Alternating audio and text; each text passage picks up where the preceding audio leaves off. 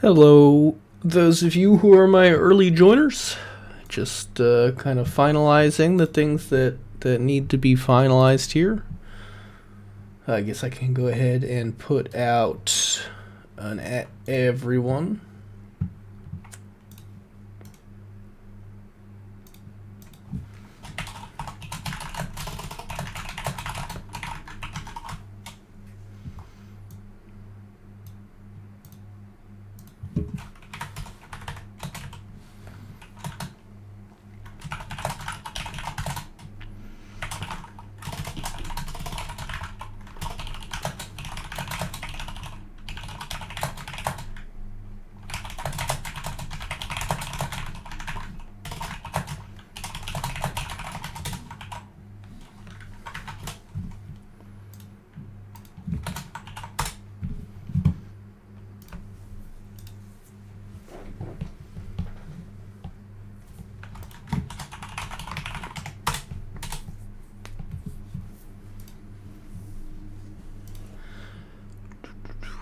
Furious typing noises. Yes, I have a very noisy keyboard, and my mic definitely likes to pick it up, so I usually don't do a ton of typing during my streams. Hummus will be our co-host today. He's running just a little bit late, but he will be joining us before too long.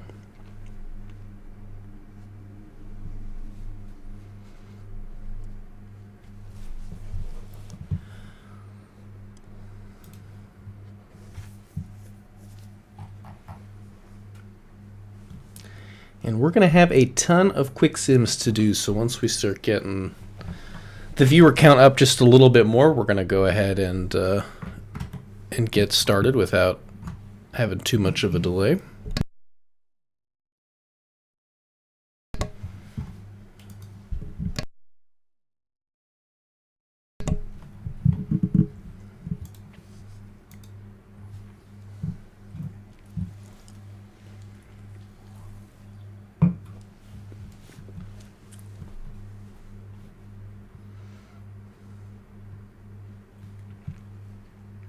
Looks like we've already got about 26 of you in, but that maybe is just what I'm seeing.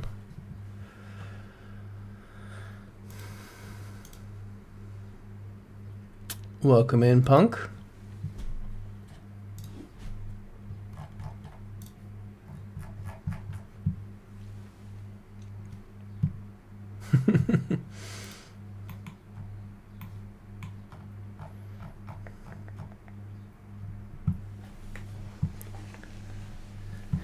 And actually, maybe what we can do while people are still filtering, this might actually be a good time to just start working our way through some of these quick, pre-series facts and information we have for you. So let me go ahead and flip us onto my main monitor. Nobody saw anything there. That was not the chaos mod. We did not install the chaos mod. It's lies and slander and half-truths.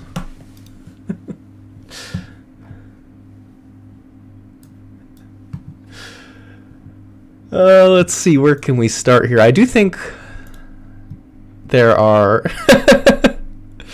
Uh-oh, you missed it. You didn't miss anything. I mean, there's nothing to see here. There's not any illegal chaos mods hanging around my PC installed into my OOTP. The vandals do not need to be punished, I swear.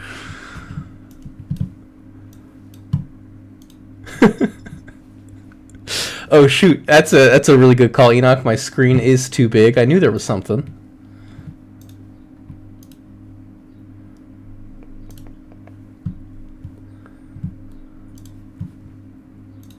That should be looking a little better for people now.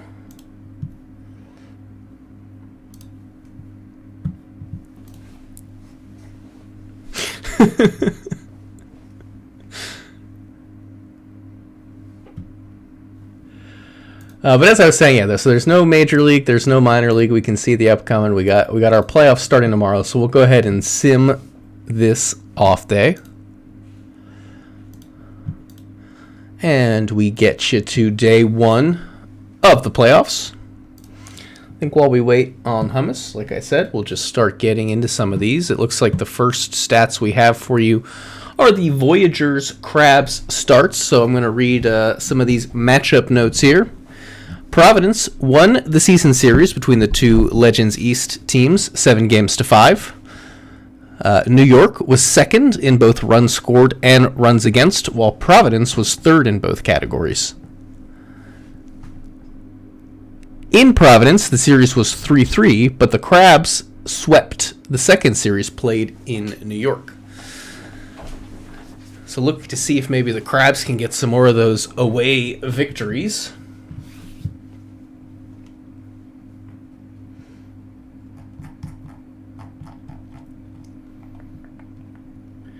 The next matchup we'll be reading for you here. Let's take a look. We've got Vancouver and the San Antonio Sloths.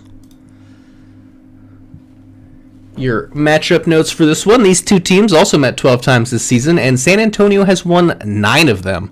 But Vancouver may be riding the hot hat, as they did win the last 2. Sloths have outscored the Vandals 61 runs to 21, including 4 shutouts. So Vandals doing it on both sides of the ball there. The Sloths have absolutely dominated the stolen bases with 343, which is almost 100 more stolen bases than the second best team. Vancouver doesn't strike out a ton. 847 is the third best in the Legends, and they did swipe 140 bases this season, which is third best in the Legends, but that is 200 behind the Sloths. So it sounds like the Sloths can pitch, they can hit, they can run, and it's going to be up to the Vandals to play spoiler.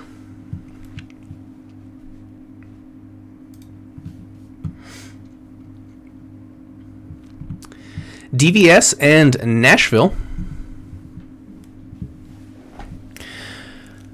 Here's what we've got on the matchup notes here. These two teams faced off just 10 times in the season, including closing the season with a 3-game series against each other in Nashville. Stars have won 6 of the 10 matchups this season and won 3 of the 5 games, both at home and on the road.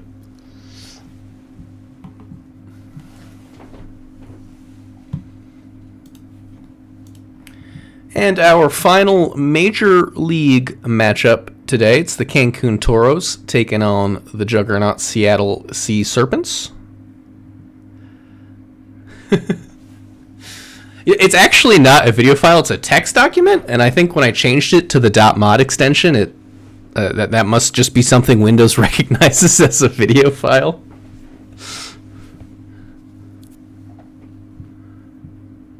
For your Seattle-Cancun match notes, Seattle Blue passed their old record of 77 wins in a season with their 81. They went 45-9 at home. Champions West teams played each other 12 times on the year, with Seattle taking 8 of them. Seattle was number 1 in both runs scored and runs against, while Cancun scored the third most and were 5th in runs given up. Seattle has won the last 4 games between the teams and went 6-0 versus the Toros at home. Booze Goozer tied the season wins record, set a brand new strikeout record for a season, and also picked up the pitching triple crown this year. Interesting to note, though, despite all of those accolades, he's actually not going to be their ace going into Game 1 here. It's going to be Danny Sullivan.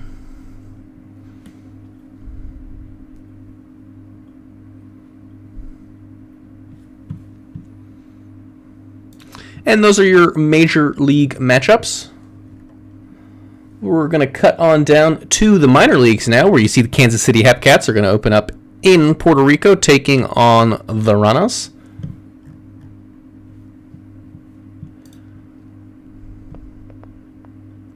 Hummus is actually not here, Gold. He's running late, but he should be here shortly. For your Hepcats and Ranas, the matchup notes we have here, the Ranas and the Hepcats come into the season with matching 53 and 56 records. They have both had ups and downs throughout the season, but should consider themselves thankful to be in the playoffs following a very tight race for the last couple wildcard spots. Ranas won the season series over the Hepcats, taking 7 wins in 12 games played. I imagine that's why they are the home team here. And look for there to be a lot of strikeouts in this series. The Ranas and Hepcats are first and second in the minor leagues with strikeouts. Hepcat, and Viva Las Ranas. And our last matchup, it's going to be the Lemurs and the Wheelers. Your matchup notes for this one for the Lemurs, although they finished slightly below 500, they had an incredible year from a pitching standpoint. Only stats that they didn't rank in the top 3 were walks allowed and strikeouts. In an offense-heavy league, they have one of the stronger bullpens capable of shutting down offenses and a rotation that can hold their own as well. But the free passes and lack of swing and miss stuff may lead to some trouble in this one. On the other side, you've got Anchorage. The Wheelers proved that having a strong rotation isn't entirely necessary to being a dominant team. Their offense came in as one of the hottest in the minors, ranking top 2 in average and hits, proving they do their best to outscore you. They also wheeled in the 4th amount of runs in the league, and runs win ball games. So expect them to wheel and deal this series, despite the strong pitching from the Lemurs.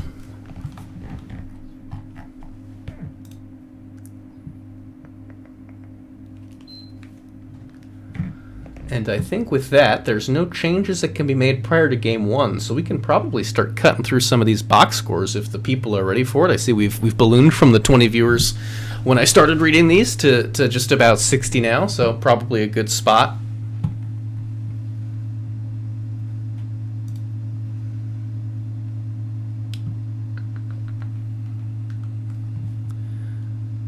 And I guess we're already in the minors, so maybe we will start here in the minors. I'm going to do a file save, even though the only thing we've done is advance through an off day, just because it's good to have an emergency point. I did confirm, that's why we have the Bears here, because I know they pitched in game 110. I wanted to make sure stamina was reset.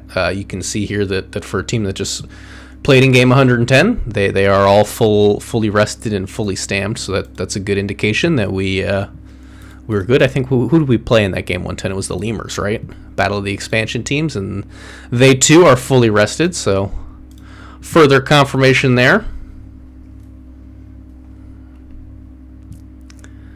And I think without any further ado, I always get nervous, right before doing the first quick sim of the playoffs, but I think we're going to kick it off with the Kansas City Hepcats and the Puerto Rico Ranas.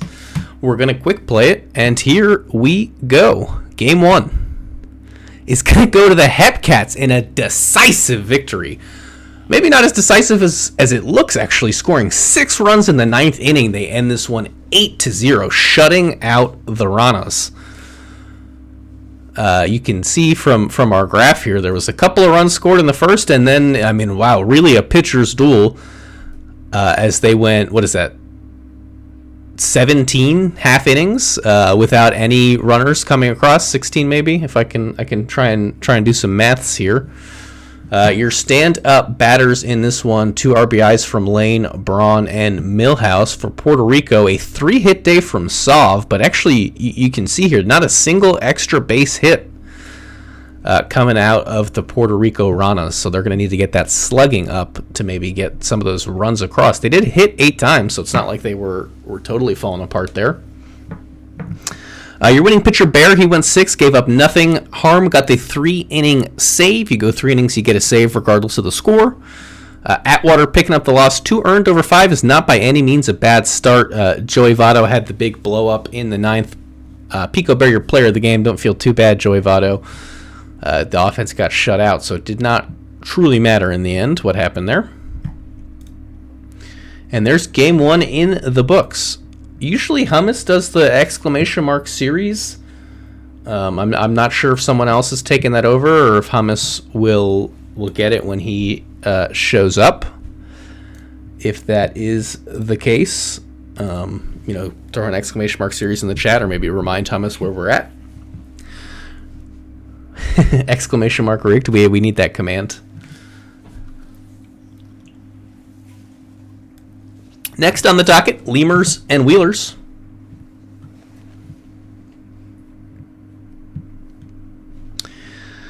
Louis Randall going against Joey. And I'm not seeing a million pings and I'm doing something wrong here, so that's my cue to just keep on rolling. Here we go. Lemurs Wheelers, game 1 played in Anchorage. Here it comes. And this one's going to be a much closer game. The Wheelers winning this one 4-1. So we have a visiting team and a home team taking a win here in this first day. Looks like Joey handcuffs the Lemurs, so good starting performance here. A lot of these runs coming on solo home runs. 2 hits for Finkman. 2 hits... Oops.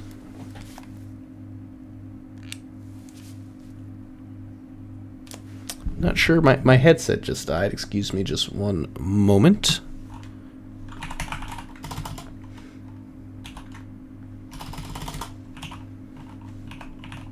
Not sure why it did that. It did charge it all night, so it should be fully charged. We'll just chalk it up to fluky headset-ness. For Anchorage, Neskind and Max Power both having 2 hits on the day. A run and an RBI between the two of them. For your Lemurs, it was Randall who picks up the loss. 4.1 gave up, 4 got yanked. The bullpen was clean, though. Joey the win, 7 innings of shutout baseball, walked none, struck out 9. That's a heck of a ratio. Dragon picks up the save, 2 innings, 1 earned. Joey, your player of the game. And, Albies was ejected in the second inning for arguing a strike call. Don't want to be doing that in the playoffs so early in the game. Yeah, I have a wired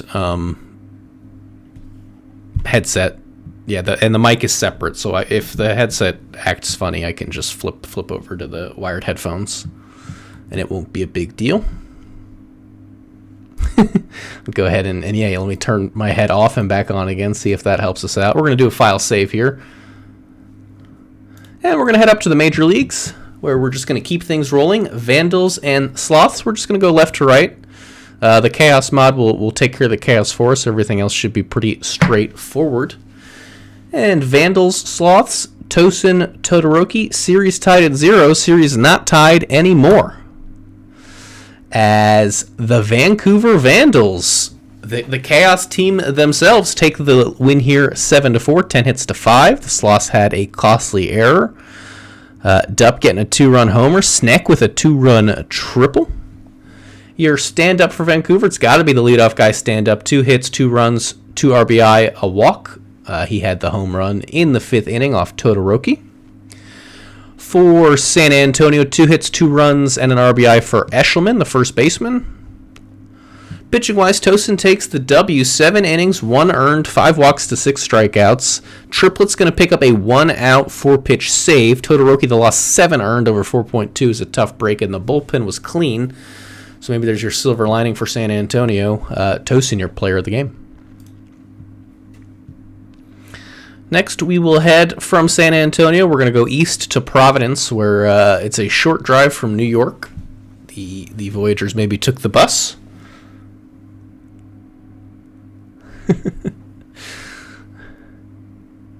Yep, that's the one. That's the one AJ sent me, version 1.337. Pax Abadir, Bark Merle, going to be going head-to-head here in this series in Providence. And away we go. It's going to be a Voyagers lead here as both the road teams win in these first two. 4-2, 10 hits to 8. Crabs hammered by Frankenstero. I know I saw my boy Frankenstero in the chat. Great work there. And yeah, there he is. 2 for 3, a run, 4 RBI, and a walk. About as good a day at the plate as you can have. Punk, have yourself a day. For Providence, Bergamot Lemon, 2 for 4, a run and an RBI. Is that a home run? Or nope, he just got on and got over. Pitching-wise, Abadir 6.2 gave up 2. Evil Dictator, Enoch was in the chat with us as well, getting the save. There you have it, folks. You're in the chat. Your player's going to have a good day at the plate. Or on the bump, depending. Merle taking the loss, 5 innings, 3 earned, not terrible. Mike Down gave up a run, but the rest of the bullpen was clean. And J.R. Frankenstero, your player of the game.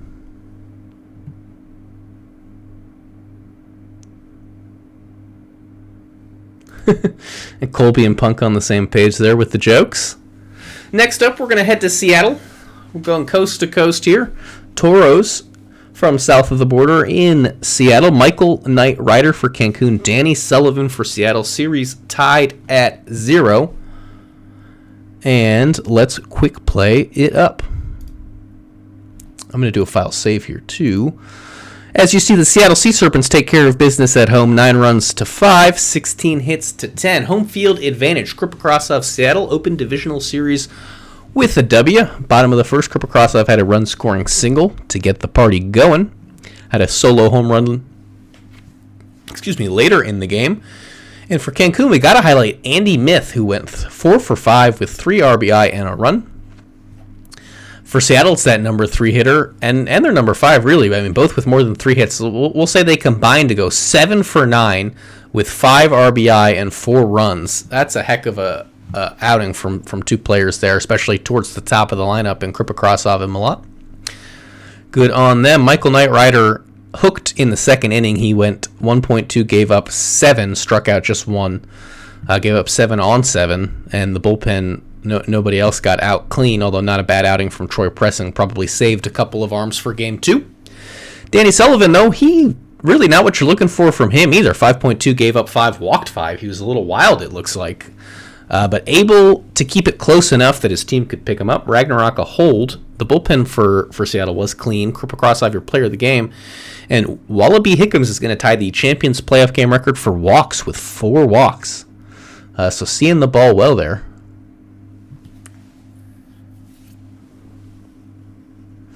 Where are walks? I'm blind. Here they are. Okay, so he went 0 for 0 with 2 runs. That's not one you see very often. But 0 for 0 is a good day at the plate if you have 4 walks beside it.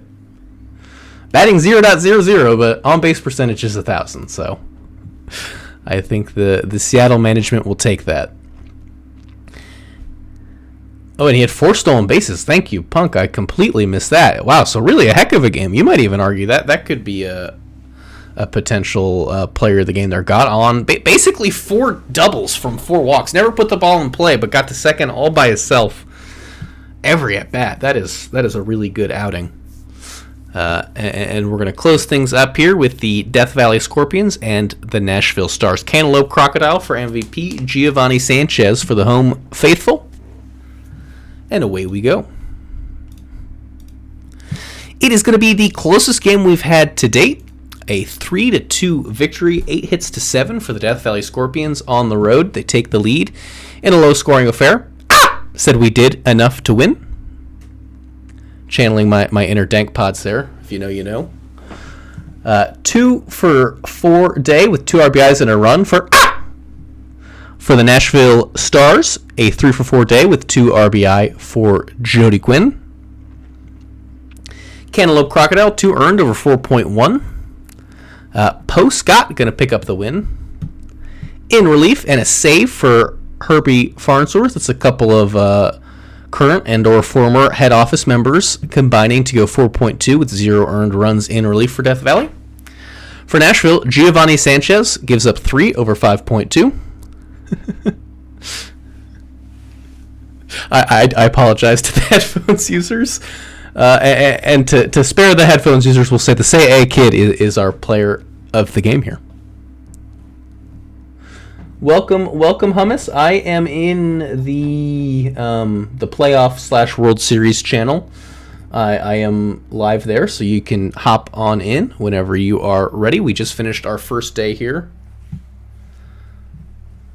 If you want to do the ! series, let me get your recap here.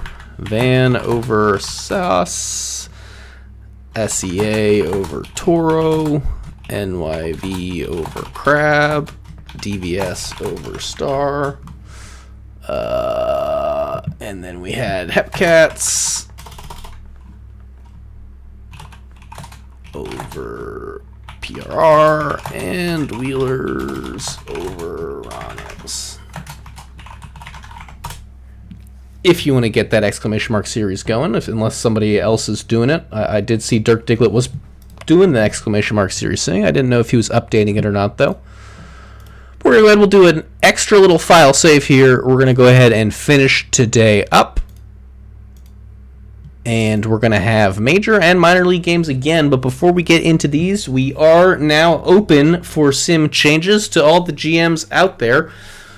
First of all, please keep your hands and feet inside the sim. We do not need any ring ladies coming through the monitors of our good viewers.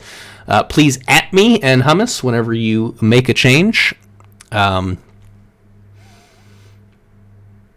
I'll be working through these as we go.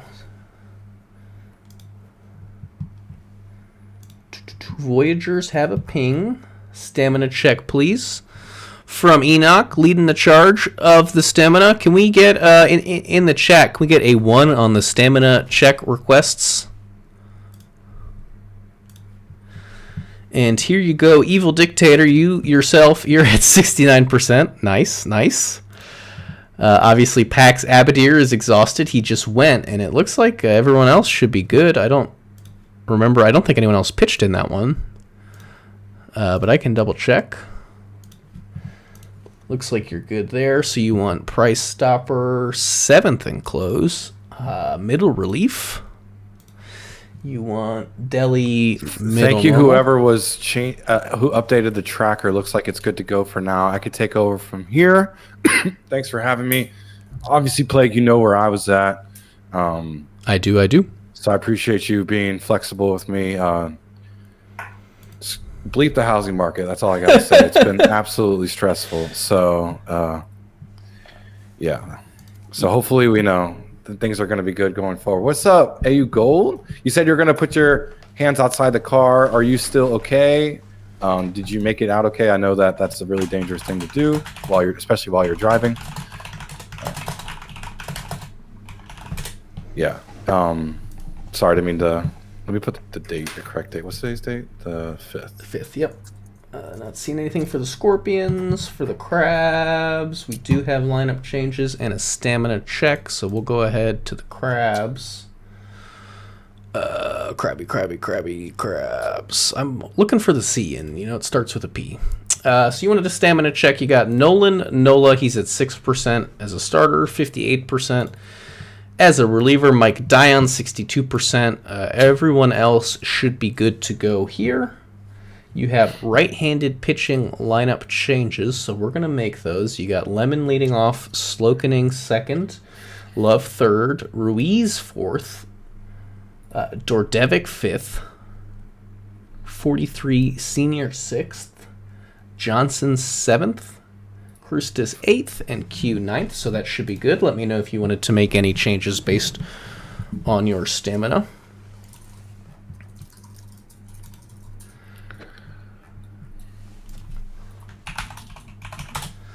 Musha said testing.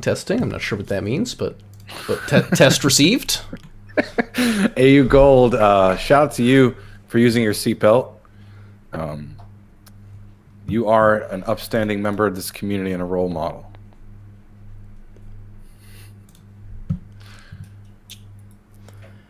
All right, so I'll start gifting subs. Okay, sir. What's up, brother? Way to get Good to have you in stream. Train rolling. Compendium head out here.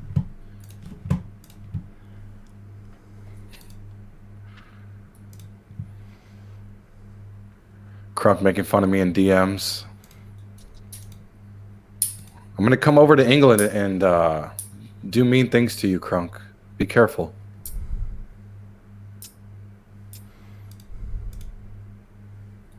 We'll wear a seatbelt for lead cash. Hey, that's the kind of incentives we need to be striving for, right? Being safe. Shout out to you, Joshua Jew, also an upstanding member of the community and a role model. Even if you are only wearing the seatbelt to get paid to do so, still a noble cause. Bianca said LOL. Don't know. This probably means she's laughing at me. Because that's usually the case, because I do things that are worth laughing at constantly. Thank you, Big Titty Smitty. Wow, how kind of you. I hope you're having a great shift at work.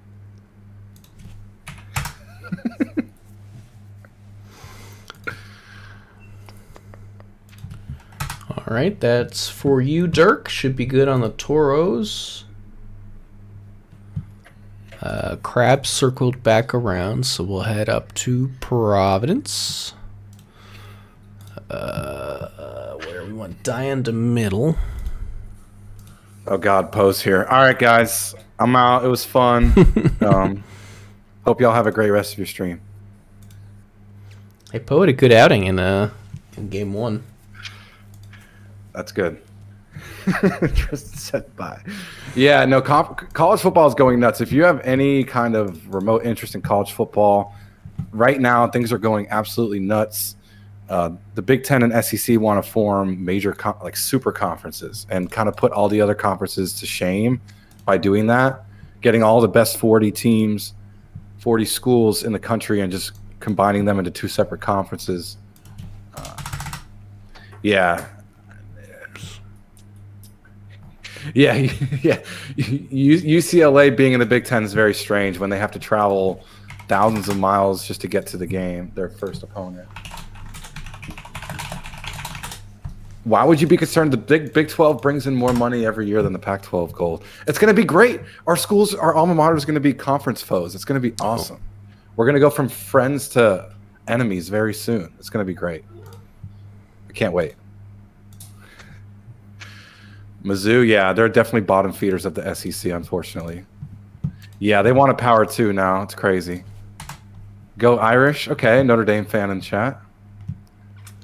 Serpents Oregon and Washington. They're good, so we'll head down to the minors. Oregon, Washington. I hope they end up in the Big 12 for selfish reasons, but I think it would make more logical sense if they did go to the Big 10, especially if they themselves want more money. For them, it would make more sense. Ohio State, yeah, blue blood, don't like them. Yes, Maction. Tuesday night college football is where it's at. My alma mater is University of Central Florida, the University of Central Florida.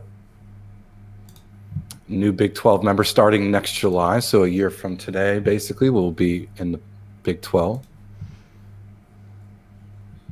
Atwater's at 1%. Joey Votto backwards is at 73%. Yeah, I know. Ohio State, their thing is the so I'm trying to steal it without getting caught. It looks like I got caught though. Yeah, All-Star is part of, I think they're part of the MAC, right? Yeah, Maction with Buffalo, Ohio, Akron. Isn't Miami, Ohio also in the MAC? Yeah. Yeah, according to All-Star, Ohio State stole the in front of the name in front of the Ohio University. I actually did a really fun Sporkle. If y'all are into Sporkle quizzes, I don't know who does Sporkle, but there's a really good Sporkle on naming all of the FBS colleges, just the names. There's like 130 of 12 minutes to name all 130. It's actually really fun if you're into college sports.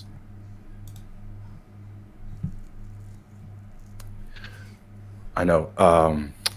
I don't want to but you're a Coast Guard. One of my good friends from high school actually was D3 basketball player of the week, playing for the Coast Guard. Oh, nice basketball team. Yeah, really cool. Had to call him up after. I was like, "Yo, man, that's awesome." Nobody thinks about the Coast Guard's teams, but we do have them at the Coast Guard Academy. they're not quite the same pedigree as Navy or Army, but we're out there. Yeah, no, I mean. It's cool. All the armed forces have their own sports teams. It definitely adds a cool layer into college sports, where it's like you're playing against folks that are signing up for after school or signing up for the military, which is awesome. And it's the day after July 4th, so happy belated to those who celebrate sport. Happy Freedom Day. Let's see if I could find the Sporkle I was speaking of. Bolton Rabbit Cowroo.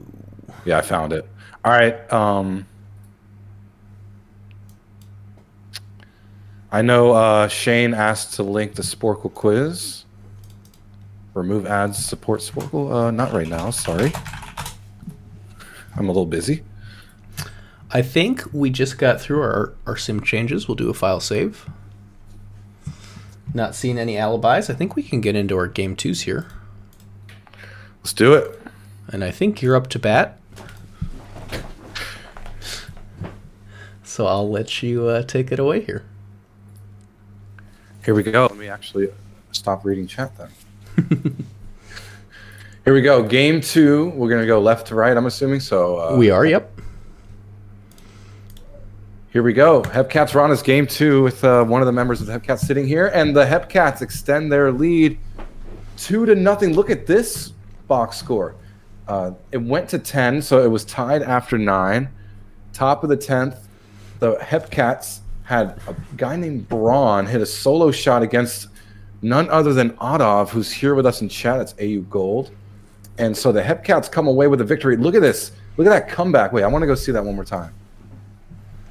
You see, yeah, it was a 4-run lead in the first, and they roared all the way back and won with a final of 7-6. Scored 2 in the top of the ninth to keep it alive. Yeah.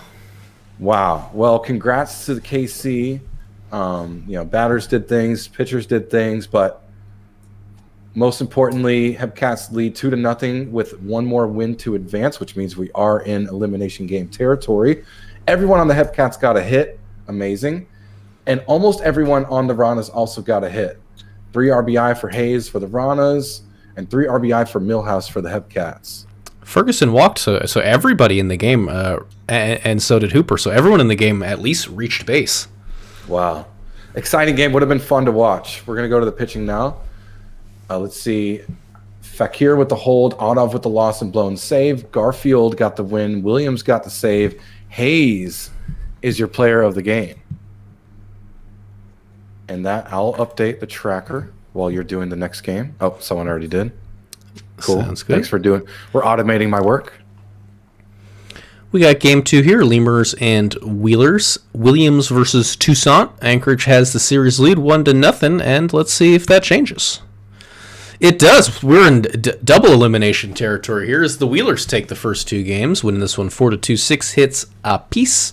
This one not quite as dramatic, although it looks like the Lemurs maybe almost had a comeback in the 9th. Got one across at least, but most of the damage done early, and that score held out throughout the game. Humdinger 3 hits and an RBI for your Lemurs. For Anchorage, the 2 RBIs of Justice, only player to have multiple RBIs in the game. Had half the RBIs in the game, we could even say. Williams gets lost, goes 6, gives up 4. Jones clean in relief. Toussaint, though, picking up the win, 7.1 innings, gave up just 1 in 93 pitches. Dragon a hold. Hackenbush the save. And Jackie Toussaint is going to be your player of the game.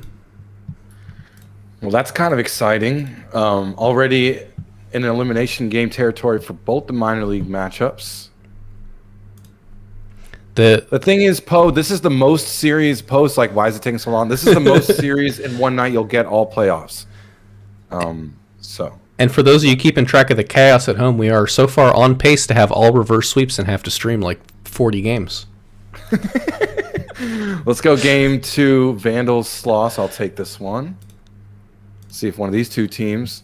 And the Sloths the dream is tie dead. Up the series. And they win 6-0. Absolutely dominant performance. Vandals only had 5 hits, did not score a run. So straightforward shutout. McDonald Jr. hit a 3-run shot. Oh, all their runs off home runs. And then Trevor Knight hit a 3-run shot. Thank you, ATW, for the bits, or the cheer, excuse me. So offensive-wise, Knight had a great game, 2 for 4. Sandwiches, also 2 hits. Sneck, 2 hits. Vandals, nothing doing there. Davies with the win. Mitchell with the loss. And player of the game is, drum roll please, Glenn Davies, 7 innings, 0 earned runs. 11 strikeouts, too.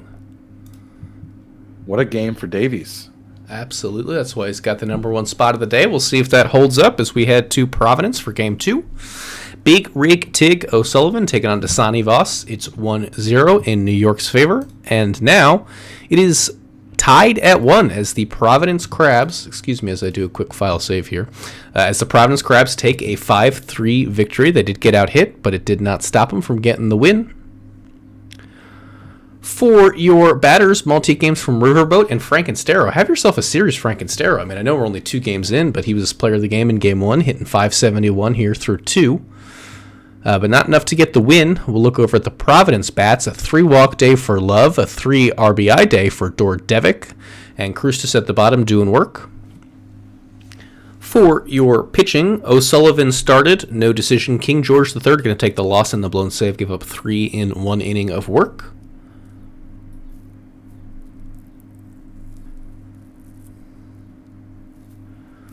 Dasani Voss, also not going to get a decision, 4.1. Ronlin picks up the win. Dion a hold. Vane Jr. the save. 2-out save in 5 pitches. Luka Dordevic is your player of the game.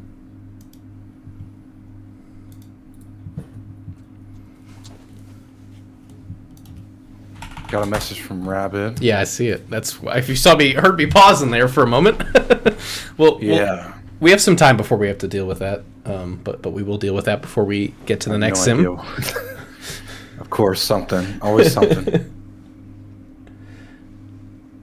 Why would he be on the wrong team? All right, we'll go game 2 here. You sort that out in the server while I take game 2. Toros Serpents, classic rivalry playing out in front of us here.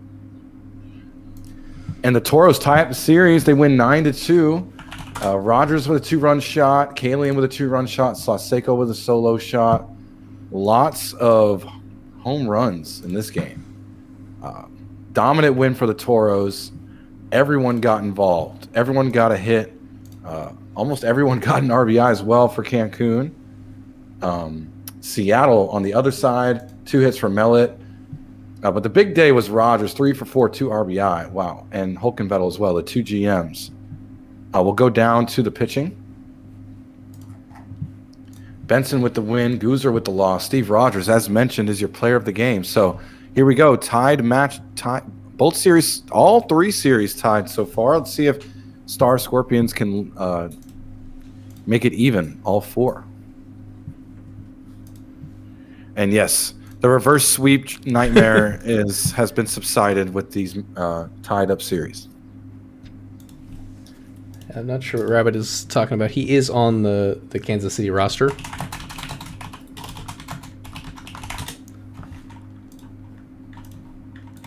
I'll paste that in there as we get to this this last one. All right, Scorpions. Did they probably never updated roster change form? They probably never, unless maybe it was. Well, he said he pitched for Kansas City, and he's on Kansas City's roster. So Anchorage never moved him over. Yeah. I'm not sure what's going on there. Maybe Enoch can investigate if he's still around. Well, it says Reggie Garland. Why does the trade say Reggie Garland? Someone's confusing Garfield. Rabbit, you're confusing Garfield and Garland, bro. We got this. You're posting about a guy named Garfield, and the trade you posted was Garland. Like, come on. Sorry, bro. It's better to be safe than sorry. Good to follow up on the leads. That he noticed it. Wait, Sarah's saying that's the same person. Okay, here we go. Oh, no, she's trolling. Stop trolling. Save trolling for after the stream. Stars and Scorpions. Remy Ratatouille, Hunter Havoc. I think those are both GMs for teams, if I'm not crazy. Or maybe Hoppy's not a GM anymore. I could be totally wrong. Death Valley Scorpions lead the series 1-0, and we're going to quick play it up. Scorpions going to take the 2... It's the same person. 2-0. 2-0 series lead as the sim falls down around us in sim chat. 9-1. It was a dominant victory for the Scorpions. Doubled the hits, 12-6. For your batting, Jacob, 3 for 5, 2 RBI. Boss, 2 for 4, 2 RBI, a walk. For Nashville, nobody putting up a multi-hit game. I guess you could say Yepers did the best with the double. But not much to talk about. Ratatouille, 5 clean innings.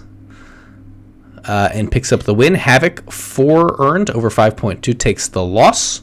And Remy Ratatouille is your player of the game.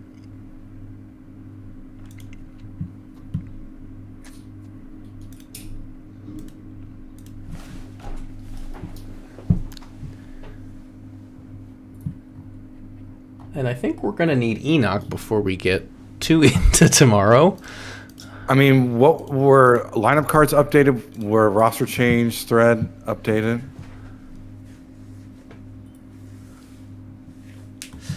I guess we could check the... They didn't even move into the proper clubhouse. But we're being requested to put him on the team when his player page is still on the Hevcat. So, I mean, I don't know. There was a trade. It was accepted. Well, we can't even just move him because once the playoffs start, the rosters get set. There's a way around it, I'm pretty sure, but I don't. Maybe go to player editor, and they're saying move Garfield to Anchorage.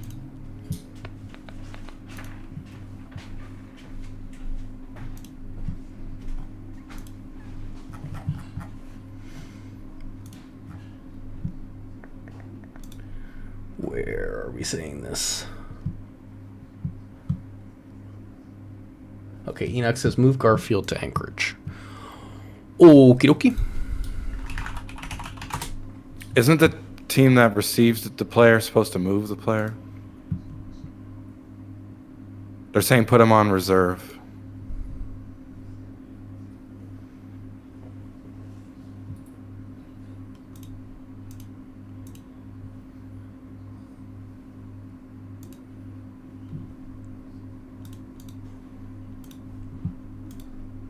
They didn't even list him on their lineup card. Did the Hepcats change their roster changes post for the sim team to see? I guess not. I'm not even sure we can get him on the reserve roster. Is this his last season of eligibility, maybe? Yes. If you go to player editor, you can't change the team? I did change the team, but I can't put him on the reserve roster. Oh. Can we release him? I mean, this is his last season of eligibility. If they want him on the reserve roster here, this is kind of the end of the road for him. I guess keeping him non-specified is the only thing you can do.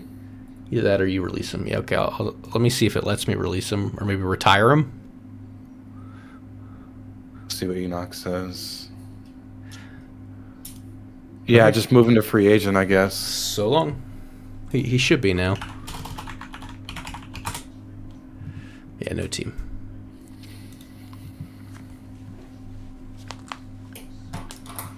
Always something, but I mean, everyone works really hard, right? Yes. You know, this is not a knock on anybody. It's just like it's hard to keep track and make sure 1,000 things are correct for 1,000 different unique changes.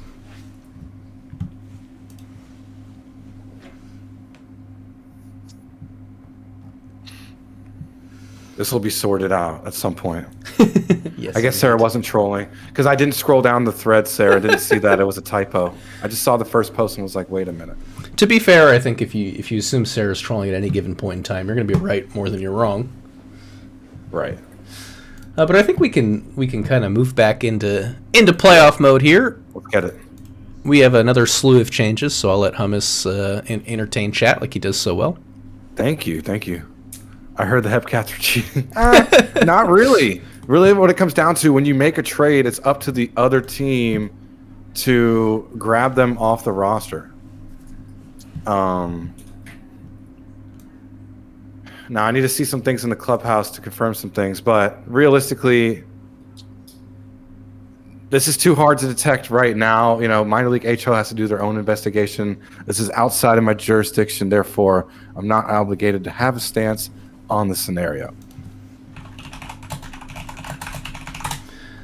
There is the crab's Oh, lamp. they're asking to advance the day? Oh, did I not advance today? Wait. Yeah.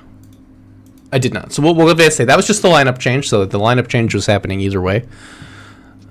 We will finish today, which is an off day for both leagues. So that player got a W on the game. Okay, well, and now we got ourselves a fresh patch of new drama, and it's in the playoffs. So that means it'll be heightened. The best kind of drama. Yeah. Fun. All right, so here's your stamina check for the Crabs. He did just have an off day. The Sanivas obviously is still done, 27%. Nola 58%. 59% for Bark. Dion 60%. And James Ronlin 67%. Let me know if you have any pitching changes you want made. I imagine you do. But while you think about it, we'll move to the Toros.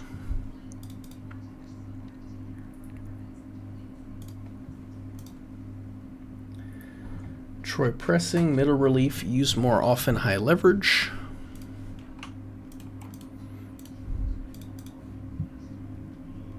Garfield isn't on their lineup card. On the Hepcats lineup card.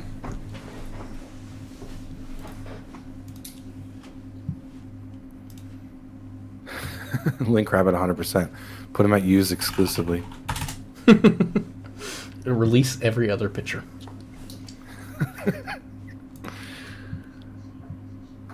We are on the game day, Enoch.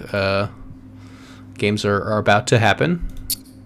And for your stamina, imagine it's difficult to balance GMing with the impending sim drama. So shout out to Enoch for everything he does. Here's your stamina check. King George III, 88% as a reliever. O'Sullivan, 27%. Abadir, 60%. And everyone else looks good to me.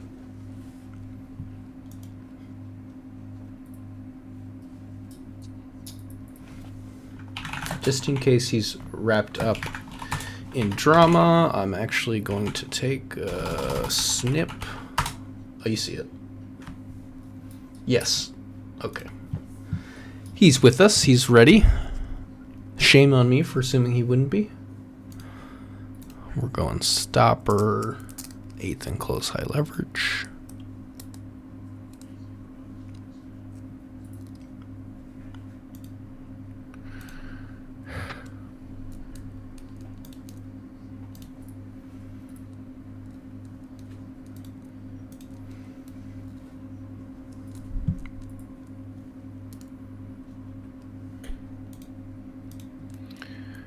Jimbo, the drama is that the Hepcats traded a player to the Wheelers. The Wheelers never grabbed that player off their roster in J-Sync, so from their clubhouse, and then the Hepcats removed that player from their lineup card, and yet somehow this player pitched 2 innings and got the win. That's what I'm gathering. But someone let me know if I'm right or wrong about the statement of facts.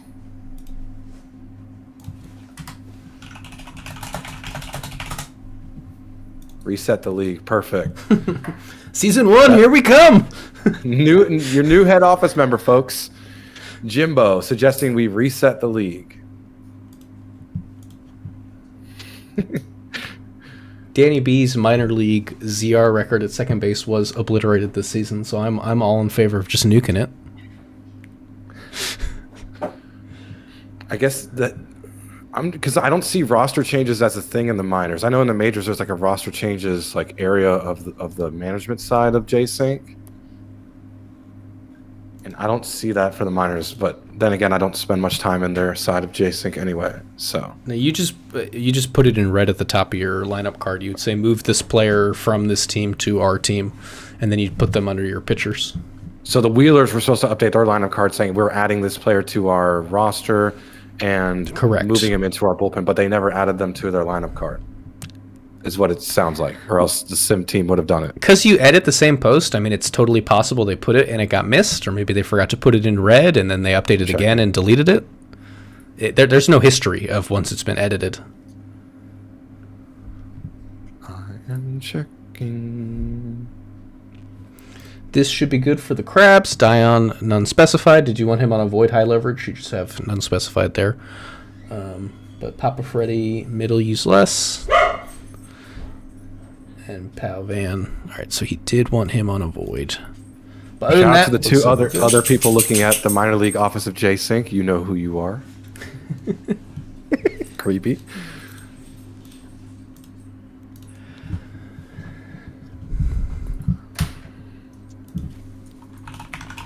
Yeah, I see nothing with Garfield here. So yeah.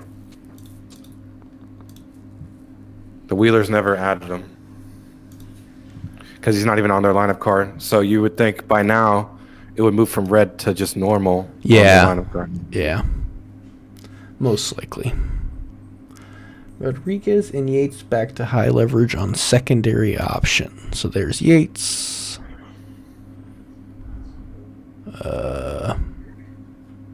Sorry, while you're here, I didn't go get your special delivery, the special item that you wanted me to get. I had something come up right before the stream, therefore I'm getting it after the stream. He said, "Son of a gun." I'm sorry, but it will be. We'll be in talks obviously after the stream. My mailbox is like a 2-minute walk away. It's a community mailbox. Yeah, it's up a hill around the corner. Yes, Sorry's package will be in my hands sometime later tonight. Now my girlfriend's laughing at me. Excellent. I think the Ranas are our last alibi. Eagle said he wants to grab Sori's package. All right, cool. Less work for me. If you want Rodriguez and Yates back to none specified on their secondary.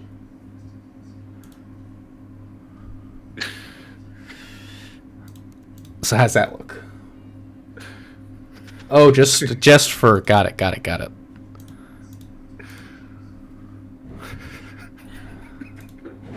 So how's that look? Damn. AU Gold's complimenting your laugh, Bianca, by the way. Oh, yeah. Wait, why am I telling you? You're reading chat, too. What the heck?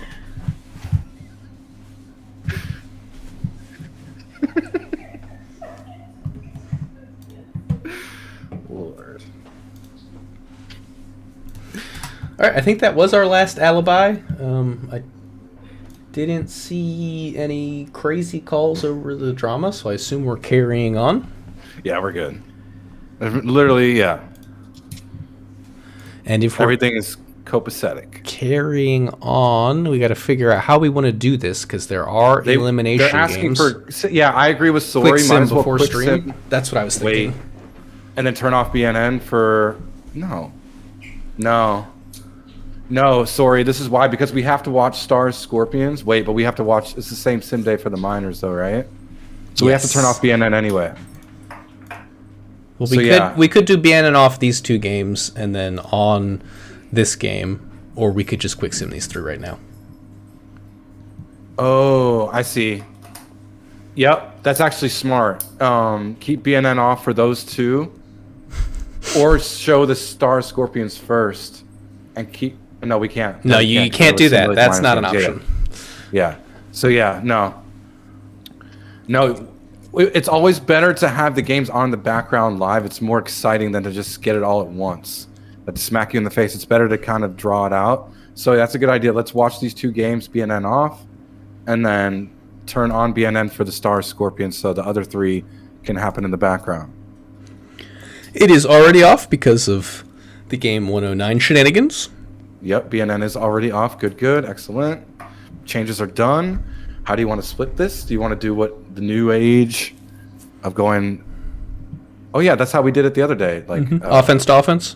Yeah, offense to offense. Yeah, I'm good with that. You want home or away? Well, I'll take the Hepcats. There's a really good-looking Hepcat player sitting near me. So. Sounds good. Just for my sanity, we're going to do a save game. Nice. Good call. Can never do that enough.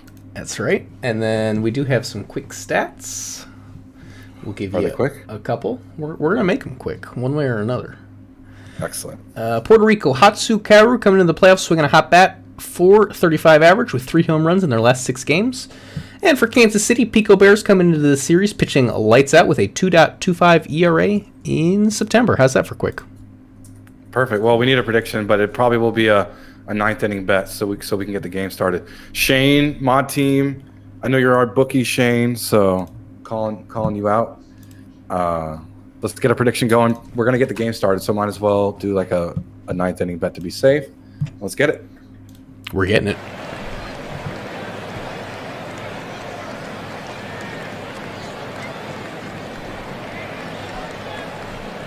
And leading off for your runners, it's Joshua Bolton.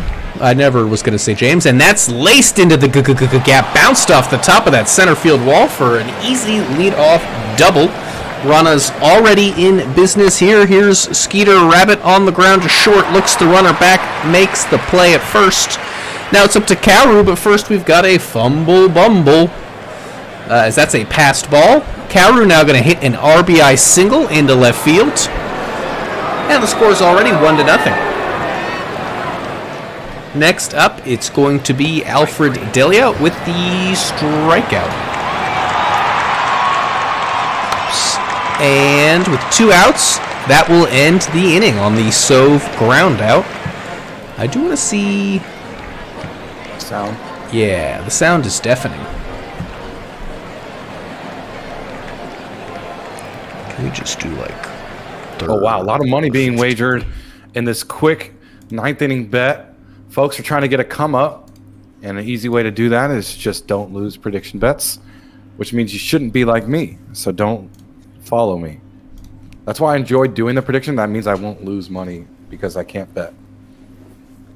Here we go. Bottom first. Rana's already jumped out to a lead. Hepcats win, and they advance. Lane starts us off with a single to center. A strikeout here from Skeleton. Tony Heater on the mound. As you guessed it, throwing heaters.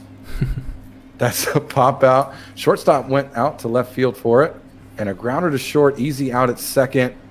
Rana's holding on to that 1-0 lead. Will go top of the second. Well, sometimes the jokes write themselves, folks, as Heater throws the heaters. And here is Ferguson. We got LaRock back on the bump, and that's going to get a pop-up from a fastball. Mike Forbes Jr., the 1-0 pitch is grounded to third base for a quick out. And here comes Houston Hayes, able to identify the fastball outside there, or I guess at the bottom of the zone there for a walk. And here's Hooper, lines one into right field where it is caught. 1 run on 2 hits their first time through the order. We head back to the Kansas City half. Here we go. That's a grounder and a ground out. Nice throw from the third baseman, Rabbit. That was Beckendam. Confer now. The DH pops it up. First baseman's like, I got this. Second baseman, get out of my way. Move. This is mine. Out number 2. And this is going to be a nice little fly ball and right from Mills. And Tony Heater sits them down in order. We'll go top of the third. Thank you, Matty Ice, for the sub. Top of the third, it's your leadoff batter, Joshua Bolton. And he's going to reach on our second error here. I guess I don't count the pass ball as an error, but error erased on the caught stealing play there. And a ground out off the bat of Skeeter Rabbit. If one third baseman hits to the other, and now it's up to Cowher to keep the inning alive, but he's going to strike out on the 2-2 fastball at 89 miles an hour. Bottom 3 is where we will go. Bryant, Millhouse, and Lane, 8, 9, and 1. Hepcats, like I said, they win, they advance. Ranas, they win, they keep moving the series along. Bryant strikes out, a 69-mile-an-hour cutter. Nice. Millhouse strikes out swinging as well. Heater pitching an absolute gem so far. See if they can keep it going. Lane, grounder to second, ground out. Back-to-back half innings with quick 1-2-3s. Will go top of the fourth. It's been pretty quick since the top of the first, honestly, as Delia, Sove, and Ferguson look to change that. Delia going to start it off with a single past the first baseman. Sove now with the strikeout. The 73-mile-an-hour breaking pitch got him. And now a blooper into right field that will be caught by the right fielder. It's up to Forbes Jr. to advance the runner. And a walk will do that, a full count walk. 7 pitches to the batter. Hayes now on the ground of the shortstop. It's going to be, the second baseman. It's going to be a 4 unassisted force out at second base. Skelton will step in. He's 0 for 1. This is going to drop in center. That's a base hit, second hit of the game for the Hepcats. Braun now. He's been big in this series. Grounds to third. They get the 5-4, but not the 3.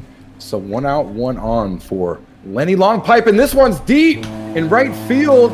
And that one's gone. Hepcats jump out to a 2-1 lead.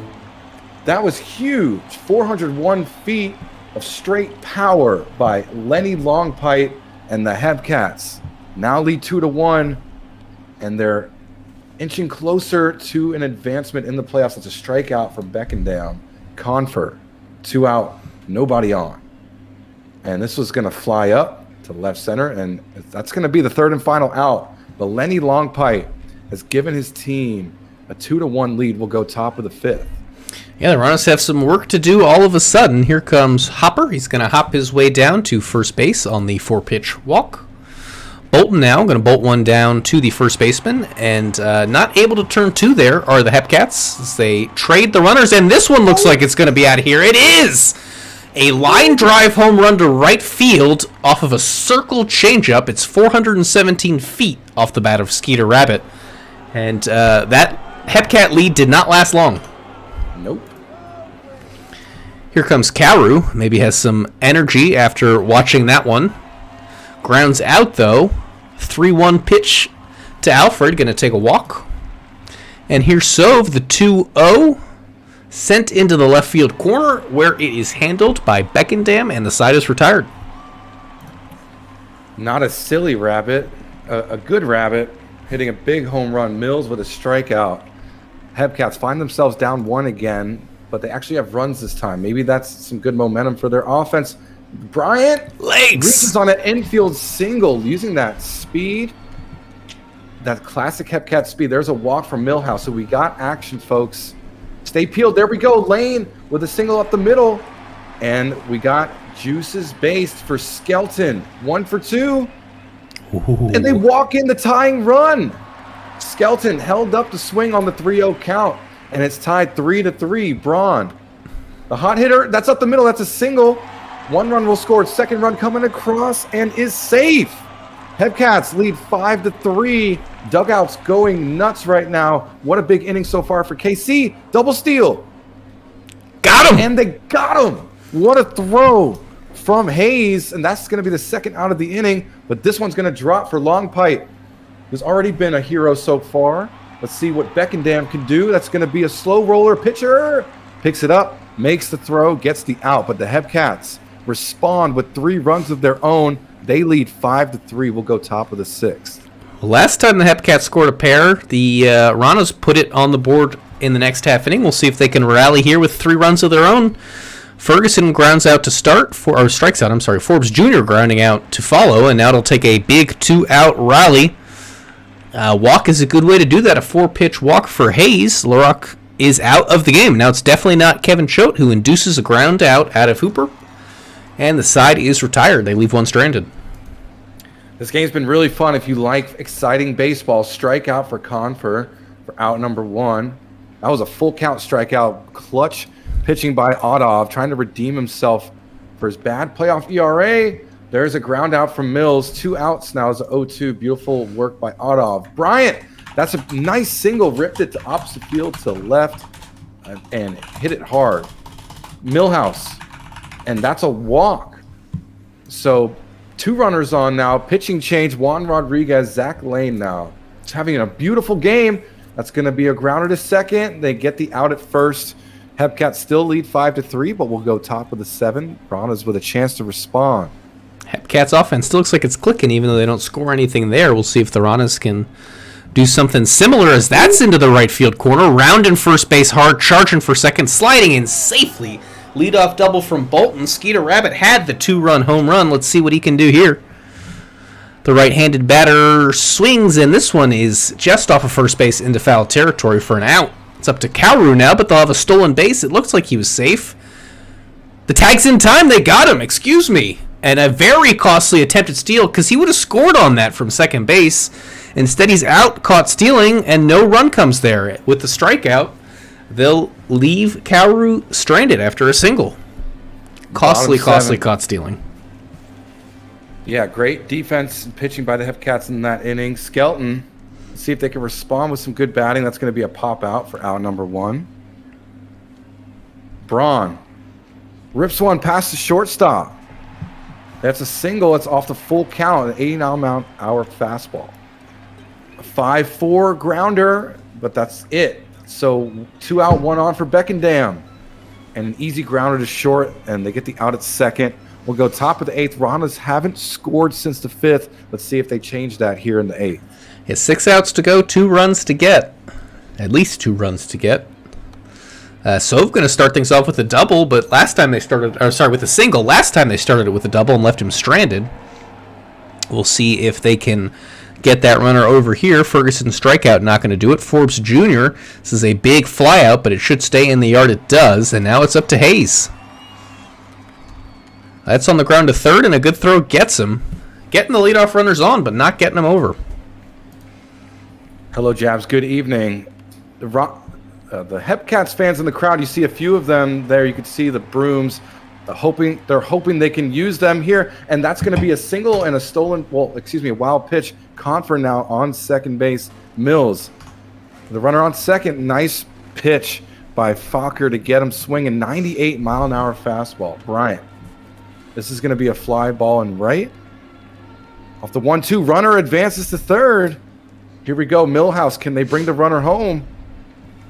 And they won't. Fokker had other plans. That's a 3-pitch strikeout right there, left side of the zone. We'll go top of the ninth. Last chance for Puerto Rico. Hooper, Bolton, and Rabbit got the season on their backs. We'll see what they can do. They start off with a ground out to the first baseman. It's now up to Bolton, who hits one back up the middle, but the shortstop is there. Throw not in time. Runner on, tying run in the box. It's Skeeter Rabbit. He had that 2-run homer already, and they beam him. So the winning run is now in the box. His name is Hatsukaru, the left fielder, and that's past the second baseman. Bases are juiced. 1 out, a single could tie the ball game. It's Alfred Delia. What will we see here? It's an 0-1 pitch. It's a tapper in front of the catcher. Did they get the out at home? They did. So the bases stay juiced. There's 2 outs now for Sove, and it's up to this. They walk in a run. It's a full count. Not enough to tie it, but they just need 1. Ferguson just needs to reach safe, and this game will be tied. That's going to fall. It falls into center field. 1 run comes across, and they play station to station. Tie game in the top of the ninth, folks.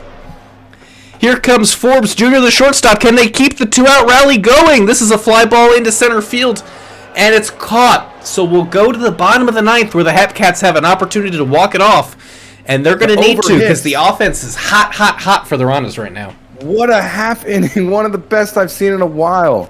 Rana's blessing us tonight, but the Hepcats looking to walk it off. The winning run now on first. Lane with a single. Skelton rips one to third baseman. They turn 2. What amazing defense by the Ranas. Braun will ground it to short, and the grounds out. And the Ranas have all the momentum in the world after that miraculous top of the ninth. We'll go top of the 10th. Free baseball in the playoffs. And Bolton and Rabbit are due up. They're the ones who got it all started. Here comes Hayes. He's going to reach safely with a single.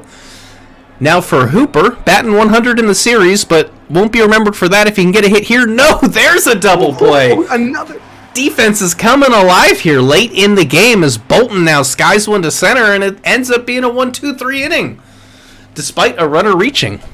Jabs on his 5-minute break, witnessing one of the best games we've seen on stream all season. Bottom of the 10th, Hepcats with a chance to advance. All they need to do is put 1 run across. It's a sharp line out to third, out number 1. That was long pipe. Beckendam with a strikeout. Can Confer win it with their first home run of the series? It would be huge. This is deep! No way! Confer! No way!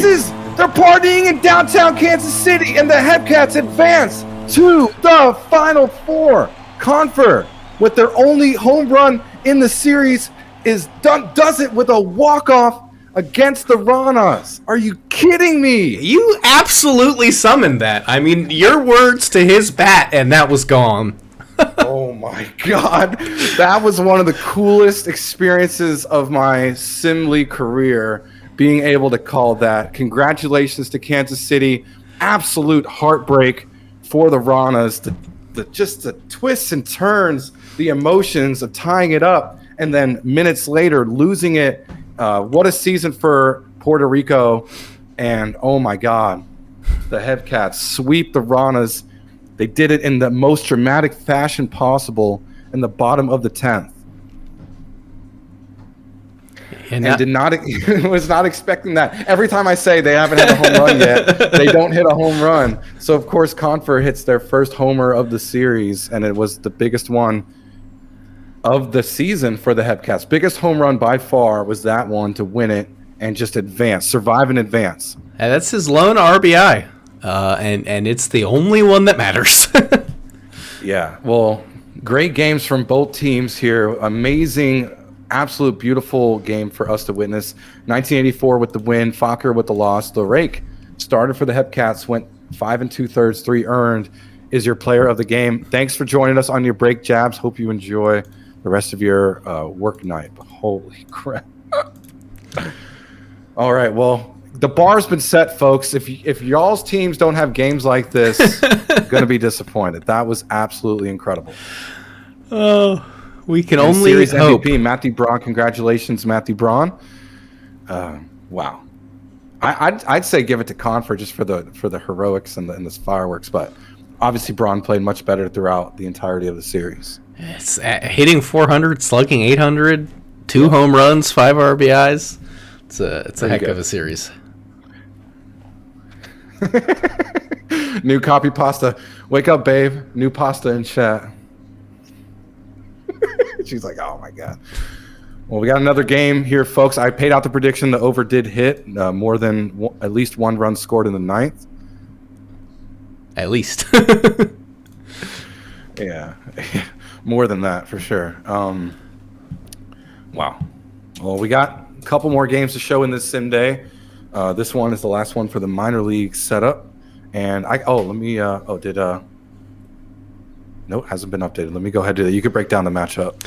I surely will. For the Lemurs, you got third baseman Kuma, one of the best hitters to watch, drove in a team-high 81 RBI with an impressive 20 home run total. Look for him to go deep.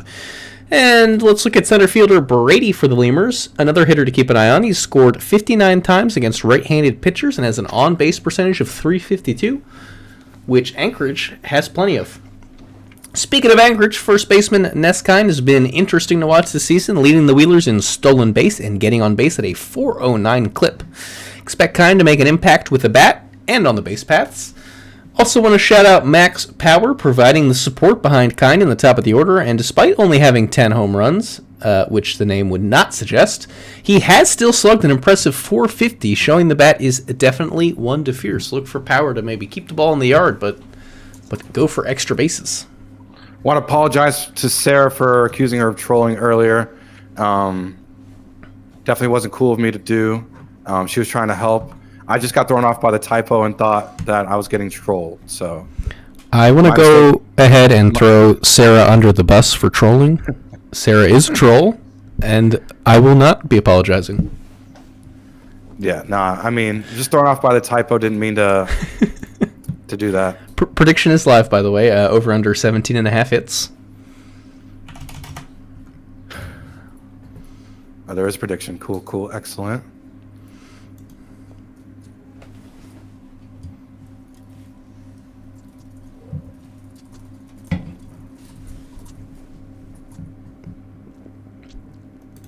I'm going to turn the crowd up just a little bit. It was kind of a little quiet.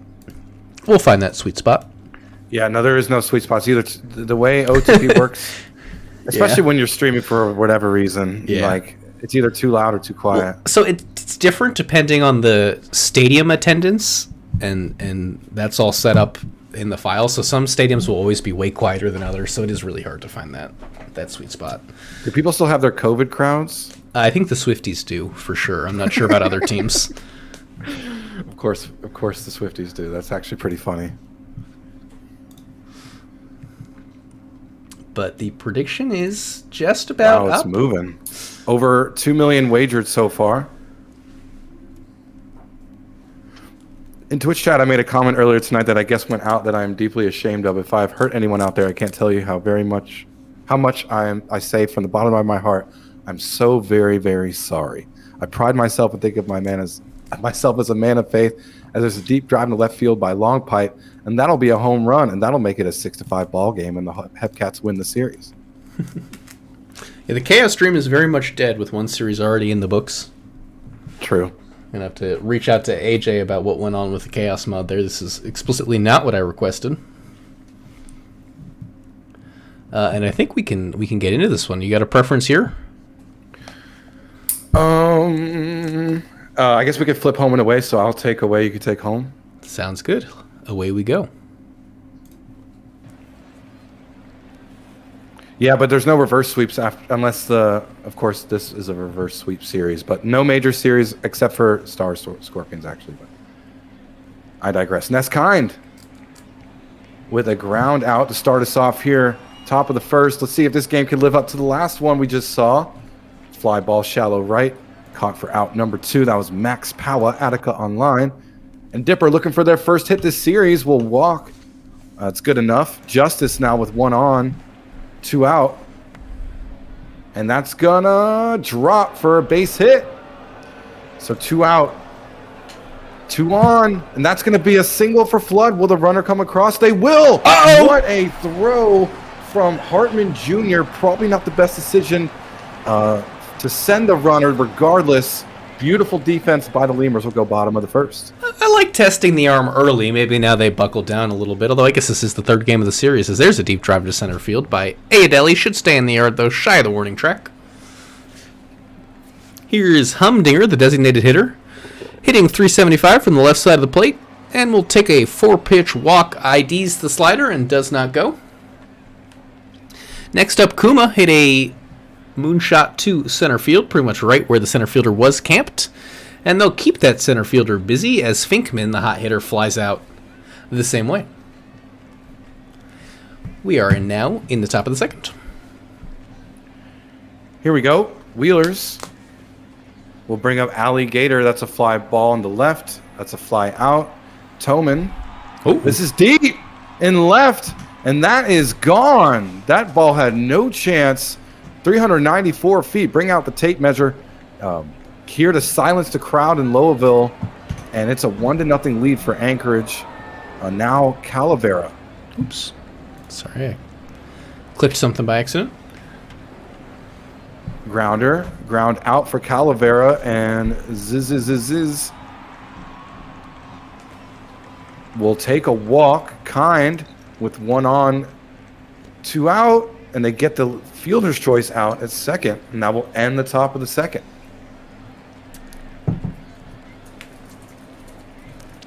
Here's cold hitting Joseph Brady, the left fielder.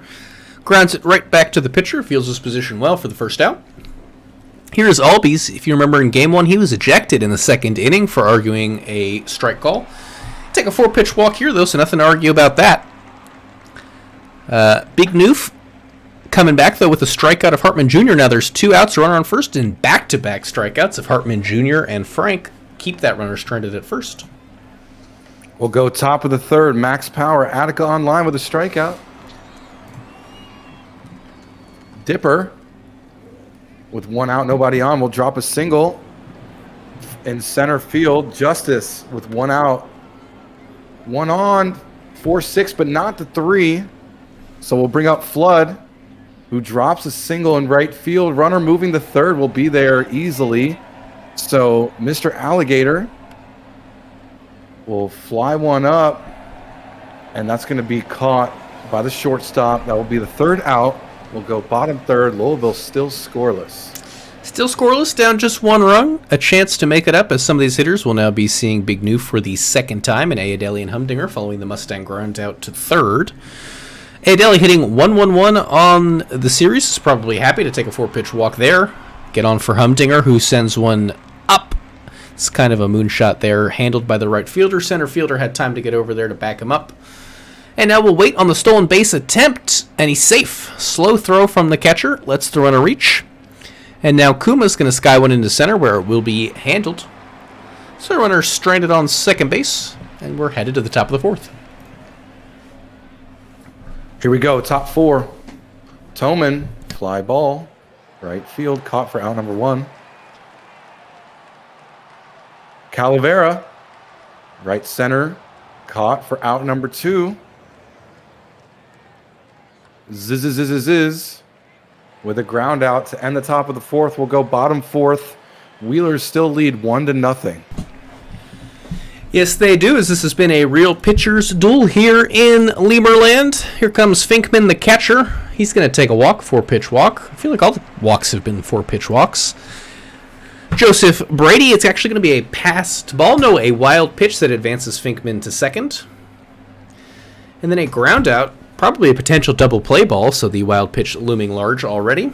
Here's Albies, who does not have a hit yet in the series. Oh, wait, yes, he does, and it will be just a single, not an RBI single. It's their 1st and 3rd. Stolen base attempt from Albies. He's safe, 2 in scoring position, 1 out for Hartman Jr., who puts a drive into this one deep into the left field corner where it's caught.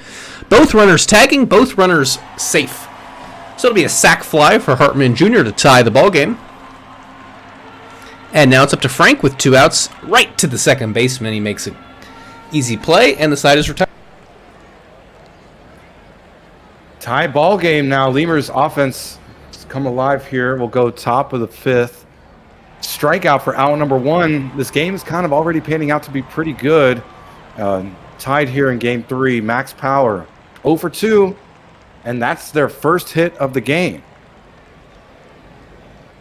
And it's 1 on, 1 out. Grounder to third from Dipper in a 5-4-3 double play. The Lemurs defense stepped up there, and they got a little momentum here. We'll go bottom of the 5th. And it's going to be Mustang, Ayadelli, and Humdinger still facing Big Nuff in the bottom of the 5th. He starts things off with a center fielder flying out to a center fielder. Next, the first baseman will fly out to right. Maybe more of a line on that one. Humdinger now, the DH. Blooper. Right field will call fly out, line out, blooper to retire the side in order. Well, that was quick. I got literally no break. Justice. That's a single. Past the right side. So leading run on first for Flood, who pops it up. It's going to be caught by the shortstop in the infield. Alligator pushes it on the right side. Runner moving to third, and they're safe. And that allows Alligator to move to second. The throw came to third. Toman. Both runners in scoring position. This one's deep, and it's gone. Homer number 2 for Toman in this one. And this one is bigger. It's a 415-foot shot to give the Wheelers a 4-1 lead, a 3-run blast. Calavera with a fly ball and a fly out for out number 1. Ziz. And that's going to be a ground out, but the Wheelers, thanks to Toman, now have a 4-1 lead. We'll go bottom of the 6th. Lemurs need to do something on offense. Officially requesting the Lemurs hit around here so Hummus can have a couple minutes to himself. Kuma grounding out to start things off, not what we asked for. Finkman, though, understands the assignment. He's going to be on first base safely. Here comes the cold hitting Brady. The 2-0 pitch, or 0-2 pitch, is a strikeout. And now it's Albies who will strike out as well. So not quite the break Hummus was hoping for. Big Noof strong through 6 innings of ball. Big Noof with the big game here in game 3. Neskind, hitless, make it a 0-for-4 day. Miss Obvious's player. Max Power grounds it past the third baseman, looking like it's going to be extra bases, and it will be. Oh, it's going for 3! Sliding head first, a triple for Max Power. Wow. 2 for 4 on the day now. Probably on cycle watch. That's a strikeout for Dipper. Got the hardest part of the cycle. Justice with a strikeout. That ends the top of the 7th, but a really beautiful triple by Power will go bottom 7. It hurts to see that triple stranded, but here comes Hartman Jr., Frank, and Mustang for the other side. Just 3 runs down, still anyone's ball game. And with a leadoff single from Hartman Jr., that is especially true. Here comes Frank. The shortstop right-handed, back-to-back singles. They're checking in, first and second, station-to-station ball. Here comes Mustang, the center fielder. On the ground, short to second to first. It is a 6-4-3 double play. 1 runner on third, 2 outs, and this one is belted deep to left field for ZZ is, who will watch it go, I guess is the left fielder. And Ayadelli has a 2-run home run. RBIs 1 and 2 in the series. Gets that average way up. And now with a Humdinger walk, the go-ahead run is in the batter's box. He's going to skide out to right, but definitely feeling some life in these Lemurs with 6 outs to go. Lemurs pushing for that comeback, 1 run away from it. Meanwhile, Wheelers can add to that lead that is sitting at 1 run. Flood with a fly out to center field. Alligator with a pop-up, third baseman grabs it in the left field grass. So Toman, you remember Toman, the big home run hitter, will ground out, and Lemurs got the momentum. Can they tie it up here in the bottom of the 8th? The offense got the momentum, and the pitcher had a 1-2-3 inning. Usually that's a good sign to keep the hot bats rolling. But a leadoff strikeout from Finkman, the hot hitter, leading into Brady, the cold hitter, is maybe not what you wanted to see there. So that's an easy infield pop-out to the first baseman. Inning is now up to Albies, who grounds one softly to the second baseman, but he doesn't run hard enough, and it is a 1-2-3 inning as we go to the 9th. Wheeler's looking for some insurance, calling all their reps, seeing if they can get some coverage. That's going to be a ground out for Calavera. Ziz. We'll pop it up. Second baseman told the right fielder, chill out. I got this. Nest Kind looking for their first hit of the game. They won't get it. 0 for 5. We'll go bottom of the ninth. Can we see some magic, Louisville, in front of your fans here in Game 3? Tyron is in the box. His name is Noah Hartman Jr. He's a right fielder. He hits from the right side of the plate, and he belts it into left field, where we have a tie ball game in the bottom of the ninth. 385 feet. The minor leagues are bringing it tonight. I tell you what. Wow. Here comes Magic with the chance to walk it off. It would be his first hit of the ball game.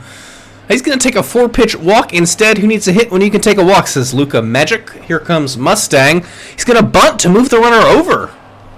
Sacrifice for Mustang. And now a stolen base attempt. He's out!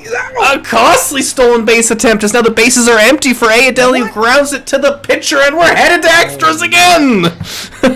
Back-to-back games on stream with extra innings. You got to think that stolen base, you want it back. It would still be a 2-out game after that ground-out. Runner probably would have moved to third. Max Power drops a single. 3 for 5 day. Very commendable performance by Max Power in this one. Dipper, this is deep! Oh, what a catch! Are you kidding me, Brady? Joseph Brady stretches out to get the first out of the inning, and this is going to be a fly ball in right, full count, 90-mile-an-hour cutter. Is going to be in the glove of the right fielder, Flood. And that's going to be a line out to second, and here we go, Lemurs with a chance to win it after tying it in the ninth. And here comes Humdinger, the left-handed designated hitter, hitting 300, no home runs on the series, just 1 RBI, and he grounds it to the first baseman. Now Kuma, the switch hitter, he'll be batting right here. He's batting under 100 and lines out right to the third baseman. Innings up to Finkman, who puts it on the ground to second. And 1, 2, 3, Jesus Diaz makes easy work of the Lemurs. Famous words from Leatherneck Mike in the Season 23 World Series. We're going to the 11th. That's a ground out for Alligator Toman. Toman with the slow roller shortstop. What an arm. What a play. 2 outs now for Calavera, who lifts this to right. Right fielder, slight jog, makes the grab. Bottom of the 11th. Here we go. Pitchers are not giving them any breathing room. They're not giving up singles. They're not giving up doubles. They're keeping balls in for outs. See if Jesus can keep that going as he gets a fly out to center field. Gave with it well. Here comes Albies striking out. Man, these pitchers understand the situation. They're getting out after out for both sides. It's up to Hartman Jr., the right fielder, batting from the right side of the plate. And he's going to hit a soft liner to the second baseman. Makes an easy play, even came in a step for it, and retired the side. Both bullpens deserve players of the game, like collectively. Ziz with a strikeout. You work all season updating your player, doing jobs, doing media, making money just for your season to get here. Playoffs, top of the 12th. Kind with a grounder. Can they beat the throw? They will not. 0 for 6. Max Power. Here we go.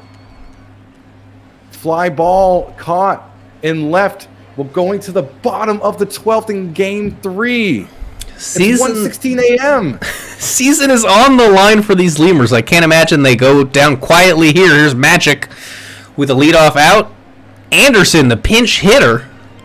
I think this is his first at-bat of the series, and he'll work a full count walk. The cold-hitting pinch hitter figures it out, and now Ayadelli with 1 on and 1 out hits it to the ground and hits into the double play. 4-6-3, and 1-2-3, despite the walk, go the Lemurs. Wheeler's defense and bullpen, both bullpens playing well. Dipper, grounder, ground out. Are you kidding me? Neither side giving in. Justice. This is deep. That's going to drop and hit the wall in right center. Going for 2, sliding in for the double. So the leading run is in scoring position for Jackson Flood. Jackson Flood with a hit on the right side. Runner coming home. Runner is safe. Sliding in head first, Jackson Flood hitting 167 in the series, hunkered down and got the single. Alligator, the 5, the 4, but not the 3. So Wheelers, and they picked off! Cesar Azuaje. What a heads-up play to help his team out will go bottom of the 13th. They were down 1 in the bottom of the 9th and didn't let it get them. Now they're down 1 in the bottom of the 13th. See what they can do. Humdinger is going to ground out to the second baseman. It's up to Kuma. The right-handed hitter sends this one into right field, and the season on the line for Finkman, the catcher. 250 hitter from the right side of the plate on the ground to second base. The throw is in time, and the Wheelers are going to advance and finish out the series with sweeps. Back-to-back sweeps. It's going to be Kansas City and the Wheelers advancing. What a game. What a game. What a series. Wheelers definitely letting out a big sigh of relief to get that win. Almost let it get away from them in the bottom of the 9th. Hunkered down, got some clutch at-bats in the top of the 13th to win it. What a game. That Jackson Flood hit will be remembered by all of the Wheelers faithful as they advance to the Final Four. A lot of at-bats from a lot of folks here. Some pinch hitters used by Louisville. One was clutch with a couple walks from their pinch hitters, but couldn't get it done when they needed to. 2 RBI for Iodele and Hartman Jr. 4 for Toman, probably your player of the game. We'll check that out now. Azuaje with the loss, Daring with the win, and Toman, as expected, big bat, gets player of the game. And potentially maybe even a series MVP candidate. We'll check that out presently. No, Matthew Braun from the Hepcats. Oh, I'm sorry. I always do that. Justin Justice for the Wheelers. Going to be your series MVP. He was never a pitcher, by the way. 5 for 12, 2 home runs, 3 RBI, 417, slugged 1,000. Especially in the 5-game series, it's really hard for a pitcher to get a player of the game. Wow, man. Whew. Now the night feel like it's just getting started. Minor leagues are done. Hey, the minor leagues have set the bar. Major leagues, y'all better be ready to bring it. You young minor leaguers can go to bed now. I know it's getting close to your bedtime, you youngsters. Now it's time for the big kids. Majors time. We're gonna watch Game 3, Stars Scorpions. Scorpions on the cusp of advancing. Stars on the brink of elimination here, looking to reverse sweep. BNN is back on. Thank you, Colby. Thank you, Plague, for jumping straight to it. Attica said, "I'm not tired." Well, usually I read a book or drink some warm milk. If you're young enough, you can get rocked to sleep by your parent. Depends on your how young you actually are. But yeah, this is hopefully this is going to be put the kids to bed type excitement here going forward. That only works for old man Billy. What's up, Paseo? Looking forward to what the majors have to offer. Obviously, the minors delivered in huge ways. I know they were sweeps, but those games were absolutely fantastic. I'm sorry, Haseo. But both the teams that got swept, fought to the bitter end. So there is something to be said for that. Both games really blessed the chat. We were peaking at 88 viewers. Chat, you could scroll through. The chat wall was absolutely insane. Mitch saying, "I love you, Lemurs," just getting emotional. You could tell, tears were probably flowing from both sides. It doesn't get much better than this, folks. Playoff night 1. Lumosity getting the prediction ready. We probably have stats, right? We do. So Mike Boss Jr. for the Death Valley Scorpions, just going to roll right into him for you, accumulated 28 total bases in 10 games against the Stars this season, headlined by a trio of home runs. Also want to highlight Trevor Duncan with 6 extra base hits against the Stars, 4 doubles, 2 home runs in 10 games. He slugged .442 in those matchups. For Nashville, Jody Quinn, first 4 hits against the Scorpions this season were all doubles, and Quinn wound up with 6 doubles on the season. So a vast majority of those coming against the Stars. The Scorpions. And he had a home run as well in 10 games. And Havinthony Brizzo, who has struggled against Death Valley, went just 8 for 41 on the season, slugged just .317, which is over 100 points lower than his overall season mark of .454. Want to thank Punk for those. Oh no, I'm sorry. These are Chill the Rose. Want to thank Chill the Rose for those stats, and also I didn't do it, so we'll go ahead and shout out Scud Muffin, who had the great stats for the Lemurs and Anchorage, and Benny the Jet, who was bringing it for Kansas City and the Rana's. Thank you, stat team, for giving us these nice, concise bullet points. We're gonna change it up here. Total road winners on this sim day is the prediction. What do you think? Over under 1.5? Because all 4 series are still going. Yeah, I think 1.5 is the line. 1.5. I think 1.5? 1.5. Okay, perfect. It's only going to be open for 1 minute, folks. So while you're listening, think about what you want to bet on. Over under 1.5 total road winners on this sim day. We're going to watch all the games in the out of town, so you'll be able to keep up with the bet as it's going. Oh, no, they did a 4 drop down. So you pick. Someone put a prediction. Oh, thank you. Oh, okay. You pick 1, 2, 3, or 4. Ah, well, I get to bet. My prediction would have been 1, so I'm going to go with 1. I have the Chaos mod going, so I'm thinking 2, maybe 3. Yeah, you do have the Chaos mod going. I think we'll see 1 road win. That's it. Casey Colby beat me to it. He beat me as the first commissioner. He beat me in time, and he beat me in time for this too. Look at him. Absolute legend. Yes. Casey Colby, PBE legend. Respect your elders, folks. It's the Hulk meme instead of maybe I'm a monster, so maybe I am the Chaos mod. My stream isn't frozen. I just checked, Cal, so maybe refresh. We're stopped on this screen, and I think we since we have road wins, I think we can get into it. What do you think? Maybe give it a few seconds, just because could skew it if folks jump out to leads early. BNN is on, so yeah, it's a good point. Yeah. So I did home last time, and since I'm not arrogant and unlikable, I guess you'll have to take the home team, Death Valley Scorpions. Yeah. No, and home team is where you call the walk-off, so I'm praying for one. And not to belittle or demean the Stars run here, but walk-offs are really exciting. So. And it is DVS with the 2-0 lead. So jump into it now. It's basically over. A walk-off would be the sweep. Yes, it would be the third sweep of the night. We're 2 for 2 on sweep so far. Both minor league series were sweeps, and you're first. Well, it's Bongo Luongo, the left fielder. He's a right-handed hitter, and he will ground out to the first baseman. Throws over to the pitcher covering. Have Anthony Brizzle into the right field corner. Just barely a fair ball, and it's going to be a stand-up double. Scoreboard is a good call. Let's get that going. I got you, chat. This is why I keep y'all open on my second screen. I think let me see. 1, 2, 3, 4, 5, 6. 6 people asked for BNN. So they're all over it. Let's see if we get a 7th. We might, even after you changed it. Alrighty, I think that should be good. Looks like a good placement.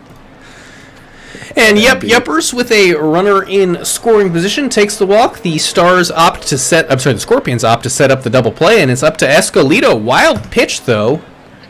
Okay. 2 in scoring position for Escalito, and that one's deep, and the runners, doesn't matter where they are, that one's out of the yard. The Say A kid went back for it, couldn't find it. Escalito goes 404 feet for a decisive 3-0 lead in the first inning. With an out and 2 strikes, Escalito did not miss an inch of that baseball. And now Quinn has the bases clear, and he's going to go ahead and hit it into the right field corner. So 2 doubles and a home run already just in this first inning. The Stars are seeing it off Justin Simpson. They're seeing it well. They're putting the barrel to the ball, as that's a line out. Good job from Quinn to get back. Crunk now going to take the walk. Second walk of the inning. And how many pitches is that for Sims? 31 pitches in this first inning. He does get out of it on pitch number 31. But that does not bode well for his odds of going deep into this ballgame. And the folks looking at the bet here, obviously Nashville's a road team. They jump out to a 3-0 lead. And that's going to be a fly out for out number 1. That was Franco. I just realized there was no 0 option for road winners. It's interesting. Ramirez, I guess just don't bet if you don't think a road winner is going to win. That's a strikeout for out number 2. That's Ruben Ramirez.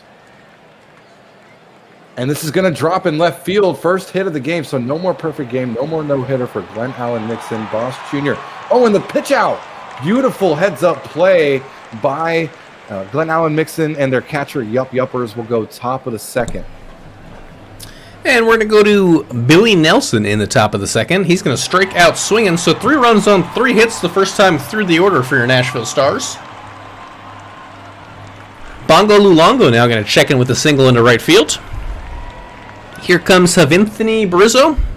Held weight on the stolen base and the pitch out. Beautiful decision to pitch out. They got him by a few steps. And the runner on is retired. And the side is retired on a... Wait, Colby, is it possible to... oh, sorry, spam voting on the poll. Is it possible to, if the 0 is the winner for road wins, you could just delete the prediction and not pay anybody out? That's a single for Boss Jr. Jacob with 1 on, nobody out. Sorry. That's a fly out. Runner thought about tagging up and moving, but decided against it. Oh, and that's going to be a wild pitch. And runner in scoring position for Alderson, who's got a good bat, will ground out, but DVS's first run 90 feet from home plate. Tex Walker, first hit of the day, first at bat. Efficient hitting from Tex Walker, and the first run for DVS. It's 3-1. Double A they'll get the force out at second, but DVS is on the board to try to get that sweep. We'll go top of the third with Nashville. Stars still holding the lead, but I'm sure they would like to hold a bigger one. Yupper's going to strike out on the 1-2 CU. What do we think that is at 67 miles an hour? Cutter? Change up? No, Cutter would be more faster than that. As Escalito flies out to right field. Jody Quinn now hitting .556. That average is going to go up on the single into center right. And now Williams with 2 outs, looking for 2-out magic, doesn't find it. Hits it right to the left fielder where the catch is made. Bottom of the third, B. Fry. Strikeout for out number 1. Franco with 1 out, nobody on. That's a fly out for out number 2. Ramirez. This is deep. Over the center fielder's head. It's going to be extra bases, a double for Ruben Ramirez. Tying run at the plate. It's Trevor Duncan, number 3 hitter. This is deep. Also over the center fielder's head, and that's going to be the second run of the game for DVS. Duncan brings in an RBI double. It's 3-2 now. And Boss Jr. gets under this one and flies out. We'll go top of the fourth. Nashville up 3-2, but DVS scoring helps them out here. Stars' lead is evaporating 1 inning at a time, and Crunk, Andrews, and Nelson will see what they can do about that. Starting off with a ground out to the shortstop, followed by a ground out to the second baseman. Let's see if Nelson can put it in the air. Nope, it's on the ground, and they ground it out to short, to second, and to third to retire the side. Bottom 4, that was quick. DVS got the momentum for sure. This is going to be a fly out to shallow center for Chris Jacob. Chris Crush. Alderson will drop one in right field. So leading run comes to the plate. It's Tex Walker. No homers in the series so far. 5-4-3 double play. Nashville turns it up on defense. See if they could do that on offense. We'll go top of the 5th. Well, halfway through, we'll take you around the league super quick. Seattle leading 4-2 over Cancun as Bongo Luongo steps in. He strikes out. Sloths and Vandals tied up 6-6 in the bottom of the 4th. My goodness. And Providence leads New York score of 2-0 as Barizzo strikes out, looking at pitch number 6. Now it's up to Yuppers as our tour around the league is complete, and that's 3 strikeouts if I can count. Back to back to back, and the Stars are sat down. Struck out the side. We'll go bottom 5. Double A, sharp ground ball, ground out to first, B. Fry. 0 for 1, 0 for 2, mix in. Got him swinging with a 91-mile-an-hour cutter. I think that, oh yeah, so wait. That's a ground out. So if CT is cutter, then what's CU? Changeup, I think. Curveball. Oh, curveball. Oh, is it curveball? Oh, that makes sense. Yeah. Yeah. Because it's very slow, so that definitely tracks. SC, I think circle change. We have that one figured out. Escalito strikes out on it. No, CC is circle change. We're bad at the slurf, maybe? I don't know. Jody Quinn got a strikeout as well. And here's Micah Williams, the DH, batting from the left side of the plate against Busta Baxter. Wow, he struck out 6 batters in a row. Busta Baxter's feeling it. Feeling his offense coming to life and responding. Bottom 6, Ruben Ramirez. That's a ground out. Bianca, by the way, was holding your package. Sorry, now it's on the table. Duncan with a grounder, ground out for out number 2. And Boss Jr., 2 out. Gets under this one, left center. Left fielder, though, makes the grab. That will end the bottom of the 6th. We'll go top of the 7th. SC is screwball. There we go. Thank you, Franco. So Busta Baxter has a chance here to strike out the order, but no, that's not even going to stay in the yard. This Jebediah Crunk, the shortstop, goes 371 feet. That's the Nashville Stars' first run since the first inning, and it doubles their lead over the Death Valley Scorpions from 1-2. Still no outs.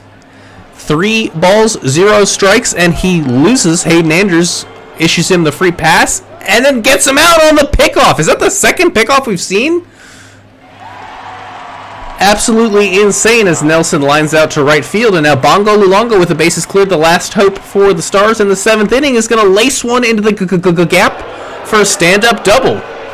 Anthony Brizzo has a runner in scoring position.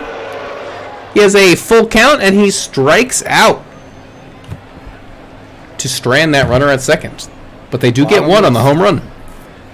Yeah, big home run for the Stars. We'll go bottom 7. Chris Crush.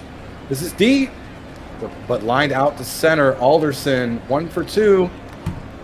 Shallow fly, caught for out number 2 in right field. So Tex Walker with a ribby already.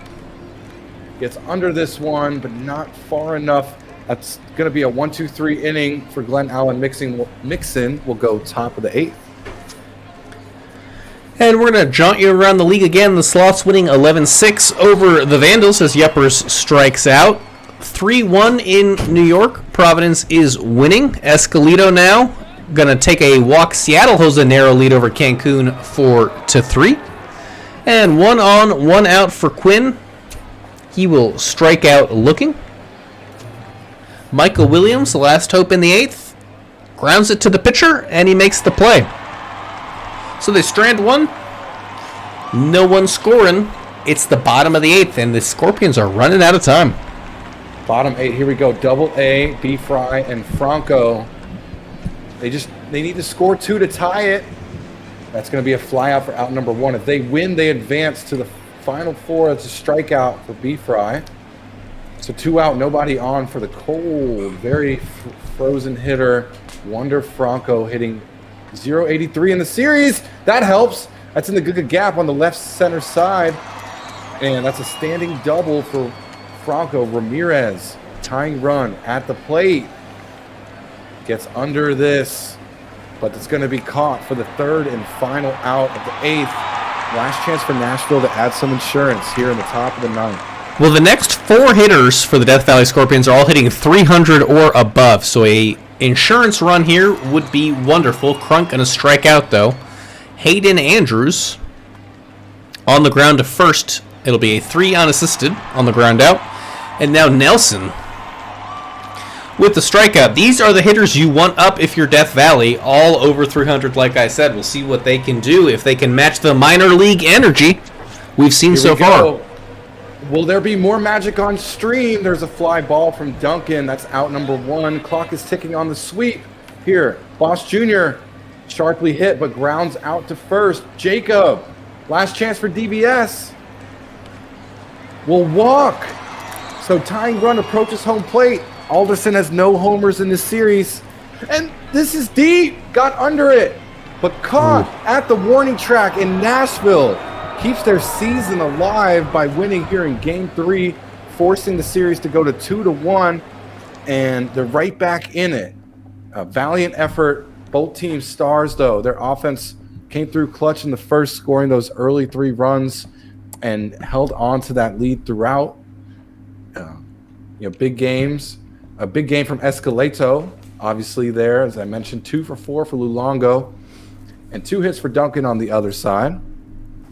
All 4 road teams won. We're going to check, though, in a second. Mixon with the win, Sims with the loss. Mixon, 7 innings, 2 earned as your player of the game. We'll get a quick file saving since these games are all in the book, so I'm going to give like 30 seconds here for teams to see their scores. And I guess we can just say the scores super quick. Sloths beat the Vandals 13-8. Crabs beat the Voyagers 3-1. Sea Serpents beat the Toros 4-3. And we'll go ahead and get into these box scores we have to go through. Sloths, a pretty big victory here, 13-8. They do win by 5 runs, but not a great performance from their pitchers, giving up the 8 runs. San Antonio, it was Knight who had 3 hits and 3 runs in the leadoff spot. 3 RBI from Eshelman and Sneck. For Vancouver, both leadoff hitters having 3 hits. And the bottom of the order doing pretty good for Vancouver as well. 4 hits between Diamond and Flenabelle. Pitching Mike Kudowich, not a great showing, but the bullpen was able to pick him up with a con win. Mrs. Dirk, neither starter. I mean, they both gave up 6 runs. Mike Kudowich went 3 innings. Dirk got just 1 out. But not a good showing from either starter. The 1.62 ERA is alarming, to say the least. Is that the highest I've ever seen? It very well could be. Wendy Marvell, one of the better relievers, is going to pick up the loss. Just gave up 1 run over 1 inning. Silliams, though, 3.2, 0 earned. A great job from the bullpen for them. Pork Chop Sandwich is your player of the game. God, the playoffs are so weird. Mrs. Dirk had an incredible season. Let's not get it twisted. One of the best pitchers in the Legends Conference. Wow. Providence takes the series lead. This is a classic pitchers duel. 3-1 was your final. Krabs was able to muster up 3 more hits. Probably was the difference. 3 for 3. Wow. Will Love showing out in the playoffs. 2 RBI for Cruz this big. And yeah, 2 for 3 day for Riverboat. But Sports Boy with the win, Bolanos with the loss. Sports Boy, 7 scoreless innings is your player of the game. Providence, though, jumping out to a 2-1 lead in the series with a chance to move on to the Final Four. I just want to highlight that we were concerned that there might not be any road victors on the day. Well, all of the victors on the day were the road teams, so go figure. Yeah, Sorry got a big payout, put $20K on 4. Congratulations, Sorry. And our last road victor of the day, it's the Sea Serpents taking down the Toros 4-3. They scored all 4 runs in the first, and that was all they needed. It was a run-scoring triple from Malott with just 1 on. So some other runs coming from some other places. He did have 3 hits, 1 RBI, and 1 run. For Cancun, 2 hits, 2 runs, and RBI from Rogers. Down to your pitching. Homie the win. 3 earned over 6. Sing the save. 3 innings pitched, 0 earned runs. He got the save by virtue of going 3. He also got the save by virtue of coming in with a 1-run lead. So a double save in my book for Sing.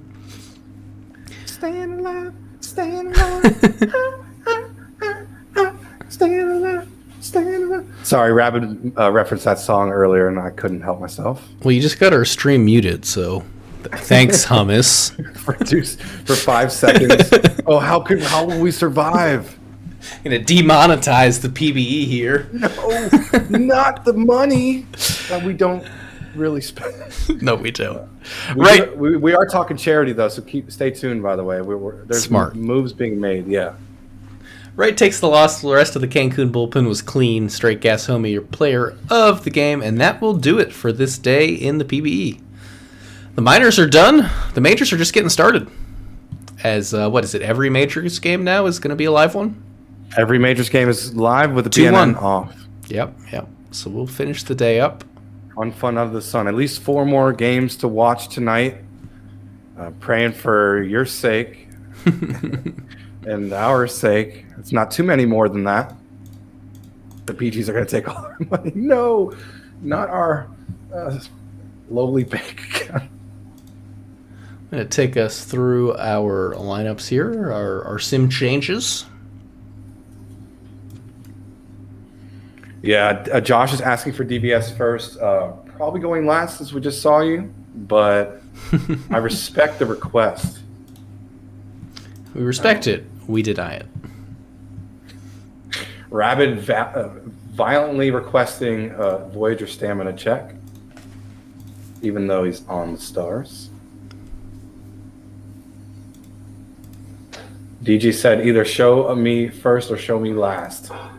Give me liberty or give me death. Vandal Sloths first, please, asks Babs in chat. You may get your wish. What if we voted on it? You could do that. Use your channel, and you can use your channel points. The sim changes. Yeah, and you could bet 1 channel point to add a vote. So you can use your channel points to vote for your team to go first. Which matchup should watch first? Oops.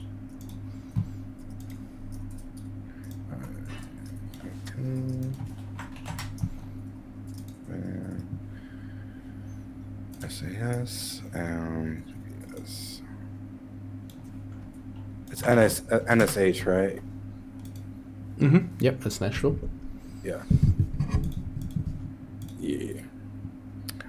All right, how much time should I say? Like 3 minutes? Yeah. You got 3 minutes. You could vote extra. So if you have channel points, you will have the advantage. But you could put extra channel points to see your team first. Post got slightly tired. Justin Sims exhausted. Remy Ratatouille slightly tired as a starter. Probably fine to go as a reliever if that's a move you want to make. Buster Baxter 18% exhausted. Herbie Farnsworth 58% slightly tired. For the Scorps, Voyagers are all set. Let's go to the Crabs. Oh, this poll is actually going to be really interesting because of the channel point. A lot of folks using all their channel points have big bank accounts in the PvE. Therefore, their channel points are expendable because of that. So this should be interesting. Looking like Seattle, Cancun, Vancouver, San Antonio are the 2 matchups to watch here on the poll. This is kind of like horse racing, honestly. And there goes Van Sloss going around the first turn. Seattle, Cancun, right there behind them. It's like the Kentucky Derby of PvE streams. Seattle. Oh, wow. DVS Nashville from the back of the pack takes the lead. Everyone just spamming, clicking, click, click, click, click. It's a race to see who can mash the click button faster. This is actually really fun. I'm thoroughly enjoying this. I'm sorry, Plague, you have to do the changes. That's all right. If I could sing to you covers of BG songs, I would do it.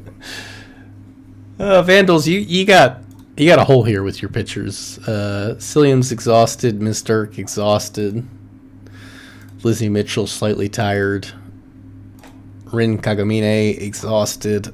Flame McDonald slightly tired. Wendy Marvell slightly tired, and Garrett Scudder all slightly tired. But their next starter is probably going to be Tosin. Yeah. Yes. So Tosin's ready to go, but their bullpen is. Did you advance today? You did, right? I am 90% sure I did. Yes, I did. Yeah, you did. Good call. DBS Nashville, folks are pouring in so many channel points. This is absolutely hilarious. Over 1,200 points allotted for DBS Nashville. Oh, I bet you folks are tagging their locker rooms because our viewership just saw a spike. This is a good idea. You should. Yeah, this should be like a staple when there's multiple games to be shown. Make people put their money where their mouth is. I've been trying to make PBE more like NFL Red Zone, but I digress. I think we'd have more viewers if we were able to jump from game to game to the exciting ones, but whatevs. I get why we don't. Folks want to see their team X amount of times per year. They want it scheduled. They want to plan for it. I would have spent all my 146,000 channel points on this. And DVS Nashville, we just saw them, but Democracy wins the day after July 4th, and DVS Nashville will be the next game show. Back to back. AJ said, God damn it, I couldn't click fast enough. Lord. TJ said, good job, everyone. Josh said, I clicked at least 300 times. Zach has over 200,000 channel points to spend. I never thought changes between games would be so fun.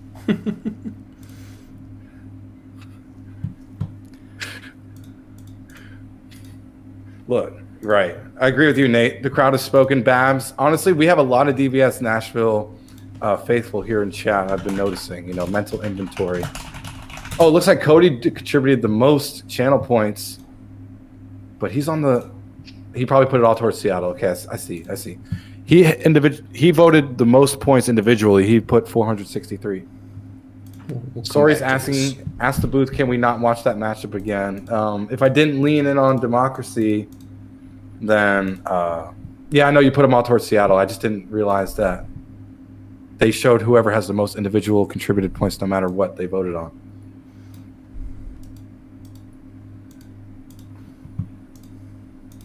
Yeah, leaned in on democracy and we got an outcome. It's not democracy. Hey, certain cities got, as they say, vote early, vote often.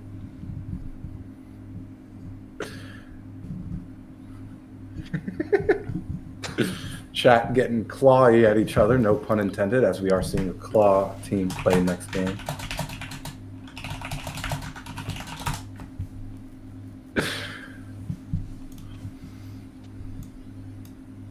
We could start. Actually, no. We should probably put the poll up for the second game. Just get those out of the way.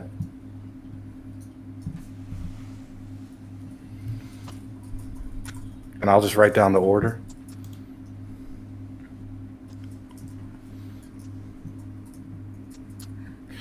Waste those channel points, folks, on something that's probably not that significant, but still kind of funny. We'll do another 3 minutes this time for the second matchup. Looks like someone joined us. All right, I'm going to let y'all finish. But Vandals had the best votes of all time. Dang it, Kanye. Dang it, Kanye. Who invited Kanye? Not me.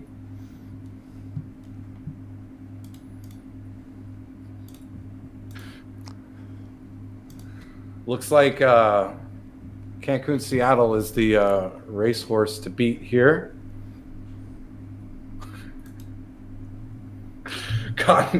Kanye with a guest appearance on tonight's stream telling us that the Vandal Sloths had the best votes of all time. How rude, honestly.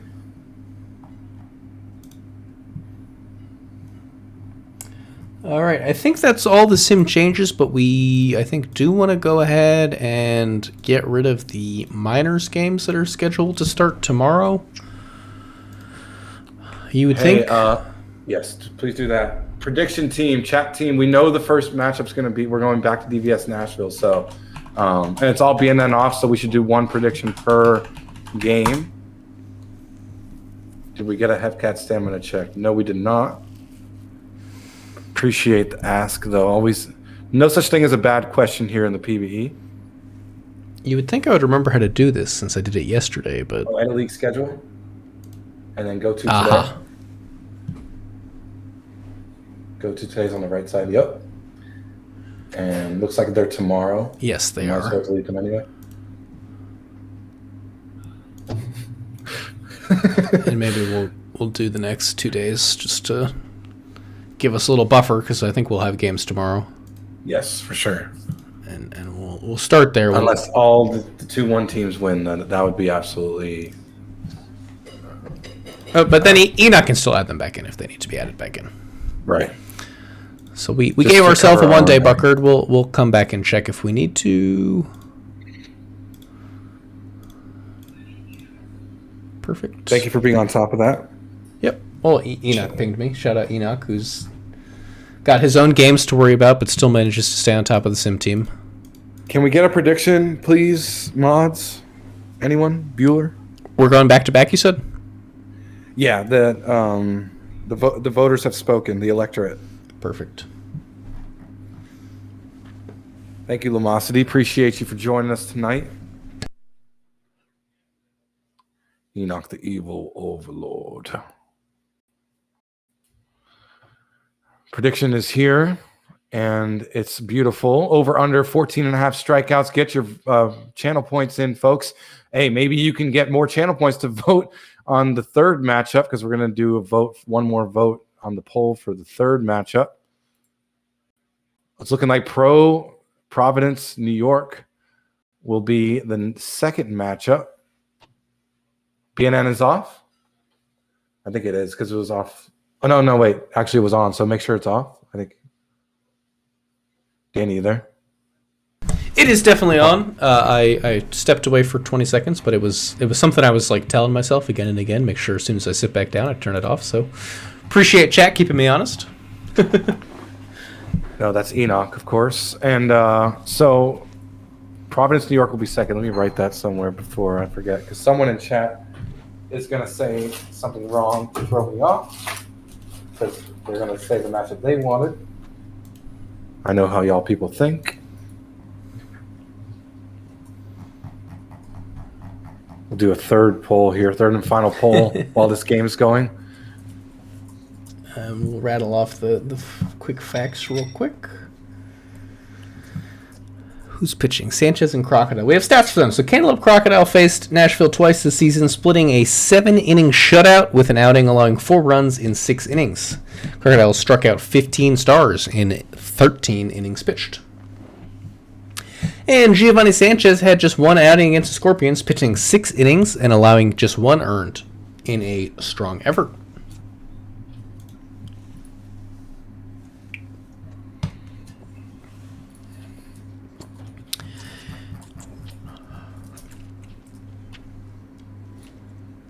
And I guess we'll flip here. You want to take the Stars? I'll take the Scorpions. Let's do it. Classic flip-flop here. Nashville, again, with elimination as a possibility at the end of this game. Probably can take out the scoreboard. But, you know, they showed a lot of courage after being down 2-0 and winning with some clutch hitting in Game 3. Now Game 4 starts off with a flyout for Luongo. It's Rabid Sponge. Well, not Rabid Sponge. Rabid Sponge. We'll go Brizzo. Fly ball. A fly out. 2 out. Nobody on for Yuppers. And this is a fly ball. Center fielder makes the grab. They go down. 1, 2, 3. We'll go to the bottom of the first. Well, Franco and Ramirez have not been the 1-2 punch that these Scorpions would have liked them to be, but they could erase that here. Franco due to lead off the inning. And he strikes out looking. See if Ramirez can pick the team up. He'll get hit by the pitch. That'll work on a 2-strike count with a breaking ball. You're sure it's not intentional. And a pitch out and a gunt out runner. The pitch outs have been huge. You saw the catcher step away from the batter there and make a strong throw. And then a strikeout of Duncan erases the hit by pitch. Looks like the poll for the next match, the third matchup, is getting interesting. I feel like there's like 2 people just like going mano-a-mano one by one. It's a strikeout for Jody, line drive for out number 1. Escalato not having the best series. Had a big at-bat, though, last game. Will fly out for out number 2. And Michael Williams will pop it up, pop it out. They go down in order once again. We'll go bottom of the second. 6 up, 6 down for the Stars. 3 up, 3 down so far for the Scorpions. Start things off with a walk. Here's Jacob trying to get him over on the ground. Could be a 6-4-3. It is. And here comes Alderson. Man, runner's getting on for the Scorpions, but getting erased. As that's going to be a single for Alderson. So we will not have 12 up, 12 down in this game. Tex Walker now. Back-to-back singles. Maybe some 2-out magic coming. It's time for who will swing from the left side of the plate. And sky one into center field, where the ball is handled by Jody Quinn. Top 3. Nashville will bring up Crunk, who's having a good series, continues that good series, breaks up the perfect game and the no-hitter being thrown by Crocodile. Andrews with 1 on, nobody out, and this ball goes out of the park. 2-run blast, 386 feet. And that almost hit the foul pole and left to give Nashville a 2-0 lead. Crowd is raining with boos here. Don't know why that is. They're up 2-1 in the series. Anyway, ground out from Nelson. Booing your own team is kind of cringe. Luongo, but it happens in pro sports all the time with a sliding double for Luongo and Brizzo. Maybe they were booing the home run trot, actually. Brizzo Maybe they stared at the ball too long. That's going to be out number 2. Runner on third for Yuppers. Check the swing, and the ump ruled it a swing. We'll go bottom of the third after that strikeout, and it's 2-0 Nashville. And it's Beef Rye trying to swing things towards the DVS side of the pendulum. He's going to sky one into right field, though. Wander Franco, the shortstop. That's going to be a single. I think my key to the game here for Death Valley's got to be these 1-2 hitters, and that's a good turnaround for Franco. And now Ramirez, so back-to-back singles from the cold 1-2 punch. Now Duncan going to try and get an RBI here. That's a foul out to the catcher. And Mike Boss Jr., he's going to sky this one deep into center left, and that one will leave the yard. A 3-run shot, 479 feet. Get a couple of tape measures for that one, as it gives Death Valley the 3-2 lead. Mike Boss Jr. bosses that ball way out of here. Wow. And Chris Jacob takes a diving play from the left fielder to retire the side. That's the definition of that 2-out magic. 3-run homer and a sharp line drive barely handled. Stars will bring up Quinn, who takes first with a walk. There's a 4-pitch walk from Crocodile. Quinn takes off. Safe. It's a tying run in scoring position for Nashville. Escaleta will ground out. Just need a sac fly here. Hit it deep. And that's a strikeout from Williams. That's huge. That changes the approach for Crunk here. Crunk will walk. Good eye there. It's on a 3-1 count. Saw the circle change out of the zone. Andrews. And Crunk will take off. He's got the speed in there pretty easily.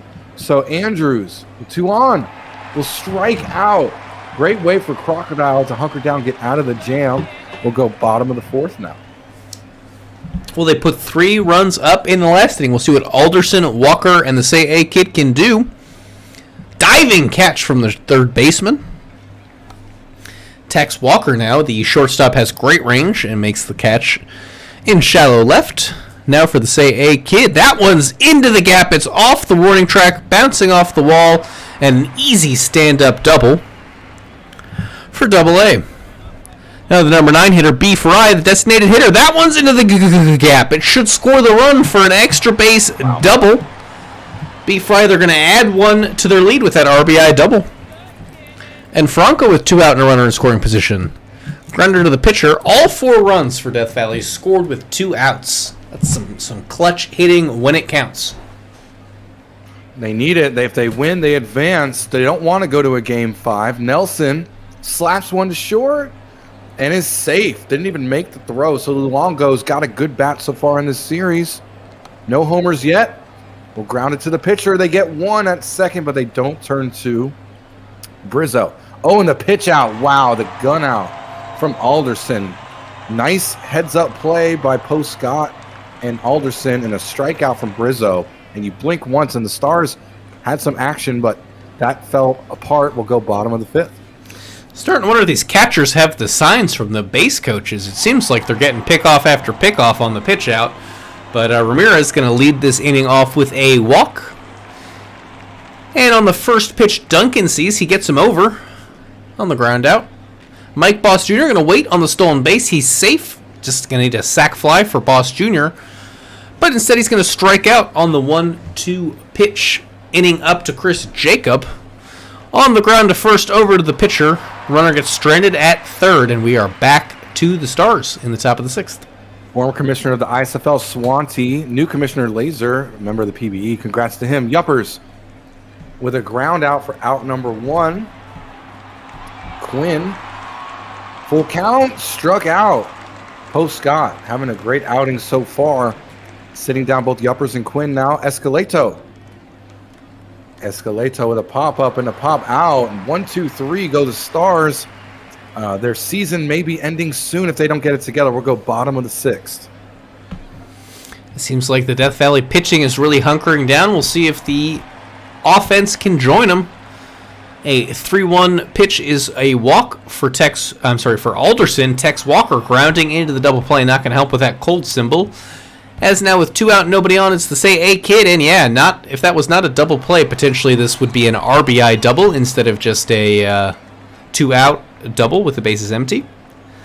Now B4I gets an opportunity. skies this one into right field where it is handled. Oh, it's dropped! What? That's gotta be an error. It clanked off his glove. Yikes! Wow, Brizzo. It's the last thing you want to see, and now 2 on. Unearned run.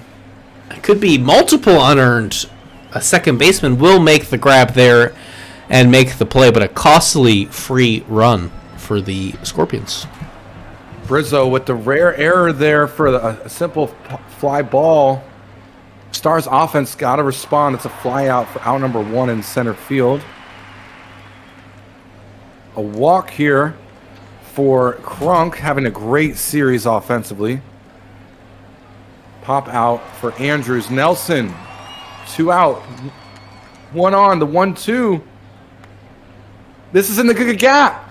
Can Crunk go all the way around the horn? He's got the speed. Nope. He's going to park at third. So tying run approaches home plate. No homers on the series yet for Luongo. Will take first with a walk. Brizzo. He can make up for the mistake. Redemption time. And he does. He stares at ball 4. And it's a 5-3 game now. Still bases loaded for Yuppers. And a strikeout ends the inning. Yuppers left the bases loaded. But Brizzo came through, redeemed himself, walked in the run, and we're going bottom 7. Duncan, Boss Jr., and Jacob, your due-ups. Ground out to the pitcher for Duncan. Mike Boss Jr. is hitting hot. He's got a home run in the series already, hitting .357, and he'll strike out here. So 2 down without putting a ball in play. If he can strike out Jacob, he'll strike out the side, but that's not anything near a strikeout. That one's going to go yard 407 feet into center right. The Stars claw back a run, and the Scorpions get it right back. Another 2-out RBI. And now it's Alderson. He's going to sky this one on the infield. It's going to fall on the pitcher's mound. The pitcher takes it himself. Tells the shortstop backing him up, no need. And the side retired with 1 run scored. Jody Quinn will step in for the Stars. They need him right now. Will strike out swinging 0 for 3 on the day. Escalato, 3 RBI. All of them were in that first inning of the last game we saw. This is deep. Can we make it 4? We will. Just over the left field wall, but it looked like it, but it went 456 feet. Wow. A beautiful solo shot for Escalato. Second homer of the series for him in back-to-back games. His bat is coming alive. Now we'll see Michael Williams strikeout to get to out number 2. Now 0-2 for Crunk. Giuseppe Jones steps in and hits Crunk on the 0-2. That's got to hurt in more ways than one. Andrews. Ooh. This is deep! And this is gone. The Nashville Stars tie it up in the top of the 8th. Wow. Andrews sent that ball to another dimension, 419 feet. Absolutely insane. The dugout for the Stars going nuts. Chat going nuts. A walk here for Nelson. I see a wow, a holy, a yowie wowie, a ha ha ha. And this is in the gap. A walk from Nelson, a hit from Luongo. Will this be more runs? He's coming home. Runs coming home.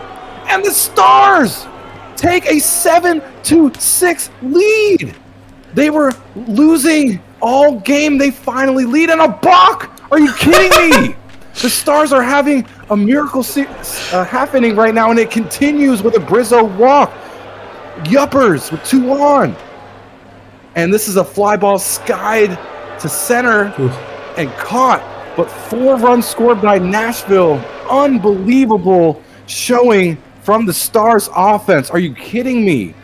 A balk is indeed when you, as Tex Walker now, not able to beat that one out. The Say kid hitting .333. They've been leading all game, and now they're down to their final 4 outs. 1 out left in this inning. B. Fry. That ain't it. They are down to their final 3 outs, down at least 1 run as the Stars offense is clicking and the Scorpions are sat down. Quinn, Escalato, Williams calling up Allstate, calling up State Farm, looking for some insurance, whatever they can get. Quinn with a walk, Escalato, and that's a wild pitch.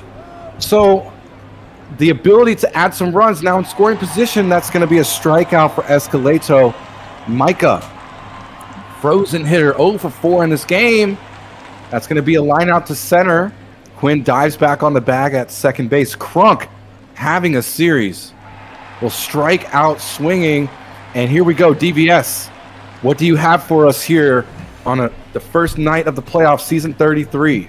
Top of the lineup, do-up. I've been saying these are the guys who are going to need to get it done. It's Wander Franco against Derek Jeter. And that's going to be a leadoff single for Franco. The winning run now at the plate. His name is Ruben Ramirez, the right fielder. And that one has a chance. It's over the left fielder, and it's gone! A 2-run walk-off home run off the bat of Ruben Ramirez. Wander Franco ties it. Ramirez wins it 419 feet. And the Scorpions are headed to the next round. Wow! Look at that graph. This game had everything. The courage from the Stars offense to fight back, just to have the hearts pulled out of their chests by that home run from Ruben Ramirez. Wow! And the Scorpions are in the Final Four. The 1 and 2 hitter for Death Valley were below 200 when that game started. They both put, or at 200 or below, they both put up 2 hits, including the walk-off home run. They were the tying and go-ahead run. Congratulations to those two. This is why we do it, folks. All of the emotions, the roller coaster we go on together live is something else.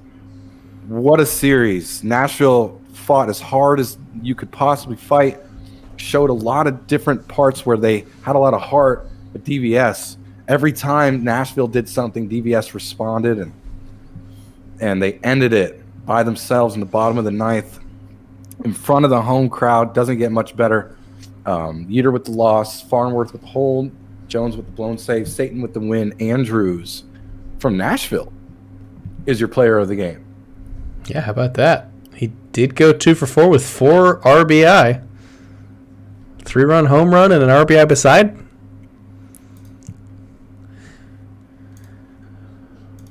Go ahead and do a file save. Take a peek at our MVP here. We were here. Chris Jacob for the Death Valley Scorpions. Your MVP, he was 6 for 16 with a home run, 3 RBI, batted .375, on base 412, slugging .625. A lot of extra base hits for Chris Jacob.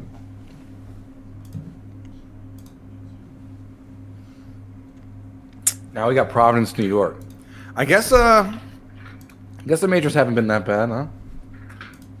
I know I just did it. We'll do it again. File save. I know the manage minors game. had some exciting games, but that was pretty damn good.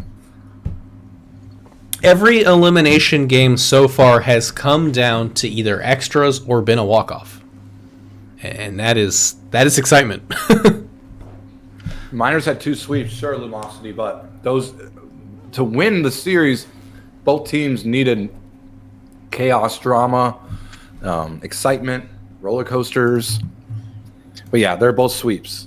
I get it. None of these series are sweeps in the majors.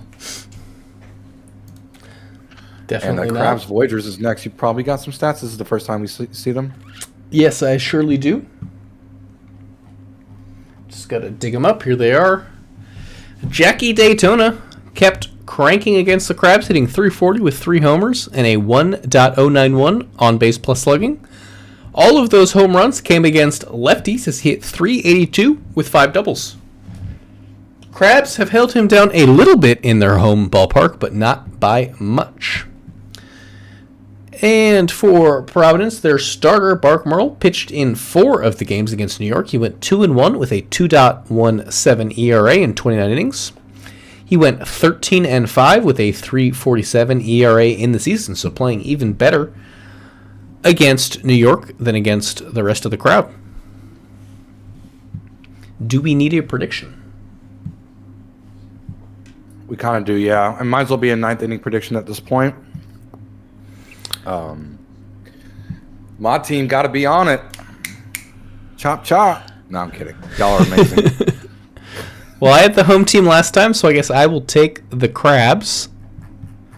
Yes. Double and you check. got blessed with a walk-off. BNN is off. I did. We love our blessings here. and we'll get going. Should I make the prediction? I'm just going to do it. Go for it. Bergamot Lemon, your leadoff batter. Oh, just kidding. Hitting against Pax Abadir. Your prediction is runs scored in the ninth, over under 1.5. Bergamot Lemon flies out to center. First out in the books. Here's Jose 43 Sr. First hit in the books, a single to left field from the lefty. A little Oppo taco action, Oppo single action. And now Julio Ruiz will take a walk. 2 on, 2 out. Giannis Christus. Air Crew grounds one to the third baseman, gets it to second, and the side retired. We're going bottom 1. Kirk Swerve. Skies this one into left. That will be out number 1. Remember, if Providence wins, they advance. New York needs to win to stay alive. Encarnacion with a ground out. So 2 down, 2 up, 2 down. And no hitter and perfect game broken up by Benny the Jet Rodriguez. Jackie Daytona puts one past the left side. Oh, and the left fielder dropped it. It's an error. And a grounder and a ground out. So inconsequential error by the left fielder. That was Slokening will go top of the second. And it's Dordevic, the hot hitter, leading off our top second. Center fielder goes back on that one, not able to get it. Bounce it off the wall on the warning track, and it's a sliding double for the hot-hitting Luka Dordevic. Hitting .250 in the series now. Chipper Slokening going to sky this one to right. Is it deep enough? Yes. It will be an easy move over for Dordevic, and now just 90 feet away from home plate. Johnson puts this one on the ground to the shortstop, and it is an RBI. Ground out for Johnson. JQ now with the lead and 2 outs past a leaping second baseman for a single. And it's Bergamot Lemon, your leadoff hitter. It was a hit and run play, but it won't matter as the center fielder hauls this one in. So 1 run on 3 hits their first time through. 1 runner is stranded. Bottom second, here we go. Voyagers will bring up Deep Harm, who strikes out looking. J.R. Frankenstero, that's Punk 42 AE, will hit a ground ball to short, ground out. Easy work there for the shortstop. Groves with a strikeout swinging, and that will end the bottom of the second. We'll go top of the third with Plague. We sure will. The lefty Jose 43 Sr. third baseman striking out, swinging. It'll be another lefty behind him. Will Love hitting .444. No home runs, though, as that is going to be a little bloop. Single into right field, falls in front of the fielder for a hit. Now it's Ruiz hitting 100. It'll stay 100 as he works a walk.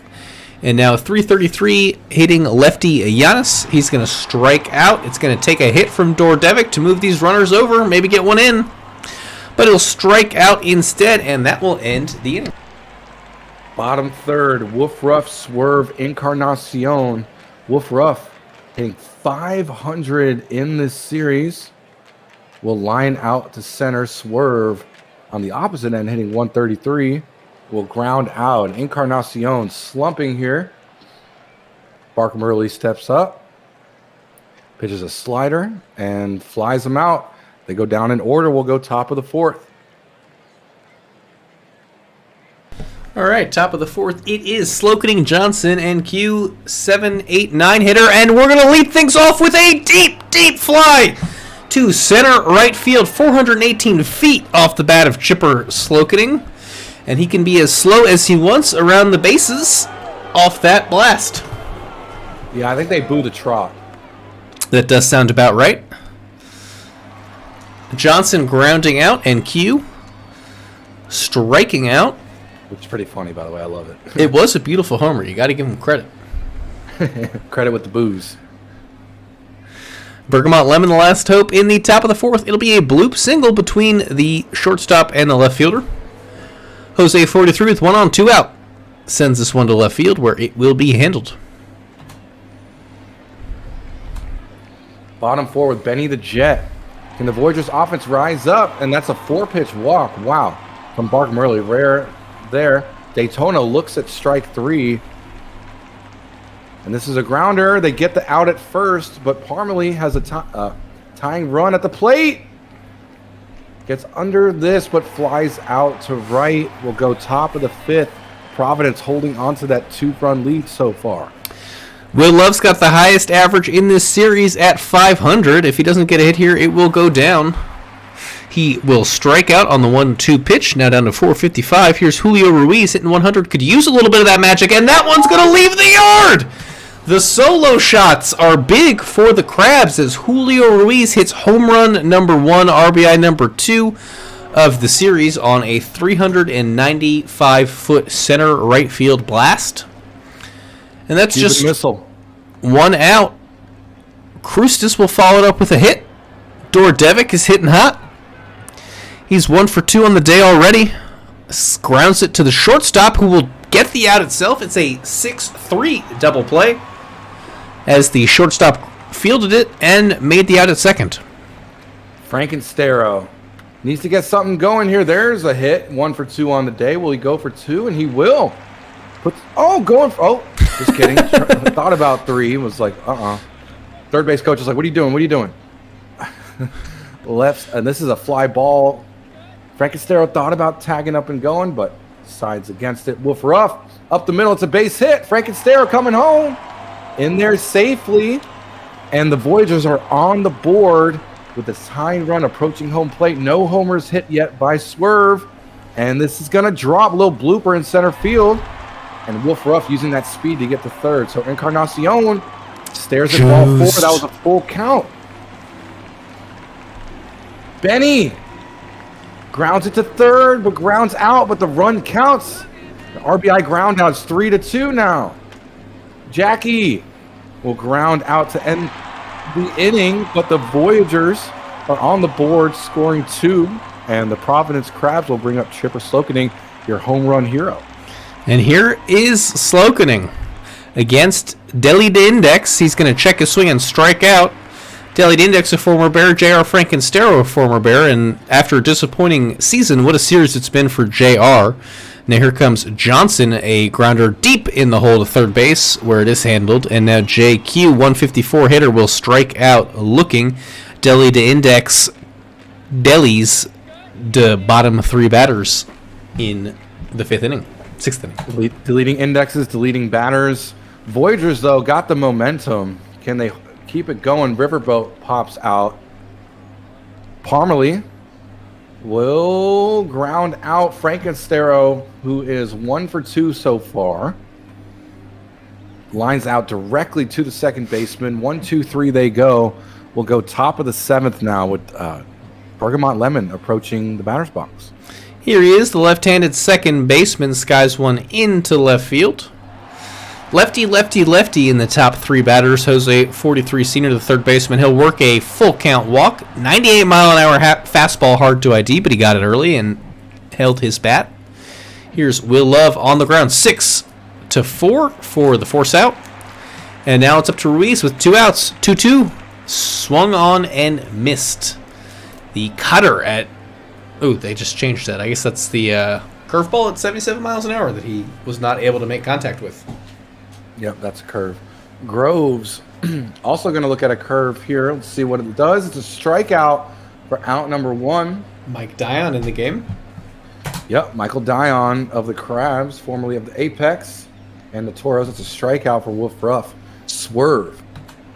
Not having a good series average-wise, but that's good for their OBP. That's a walk. And he takes off. He's safe. Encarnacion grounds it and grounds out. That was blue line. So we're going top of the 8th. Providence still up. Krustis, Dordevic, and Slokening, you know they'd like to have more than just the 1 run, like Hummus would say. They're going to be phoning Allstate, going to be phoning Geico. And maybe their phones are answered as it's 2 on and no out. That's going to be a hit. It should be an extra base hit. Could be a multi-RBI hit. We'll see if they round it. It's going to be a 1 RBI double for Slokening. Increases the lead from 1 run to 2. And can add on with 0 outs. Here comes Johnson. Billy Hargrove gets the out there. They tag the throw in. Not in time. It's now a 5-2 ball game, and Hargrove with a runner on third and just 1 out has work to do. Gets the strikeout. It'll take a hit now to score the runner from third. A Bergamot lemon hit would be what the Crabs ordered. And that's a deep fly ball into right field, and it's gone! I didn't think that had the distance. It does, 412 feet. And this has been an absolute backbreaker for the New York Voyagers as the Crabs now have 4 runs in the inning on the Bergamot lemon. Sponsored by Allstate. Providence is in good hands. Absolutely. And everything working out their way as Jose 43 Sr. legs out an infield single. Will Love. They're not done yet. That should be good for extra bases as Will Love will head into second and the run comes home to score. A 5-run top of the 8th. They're not done yet. It's Julio Ruiz who will strike out swinging. Still 6 outs for the Voyagers, but they have a lot of work to do. Like Tom Brady's footballs, Voyagers seem deflated right now in the dugout. That's a ground out for Benny the Jet. Jackie Daytona with a strikeout.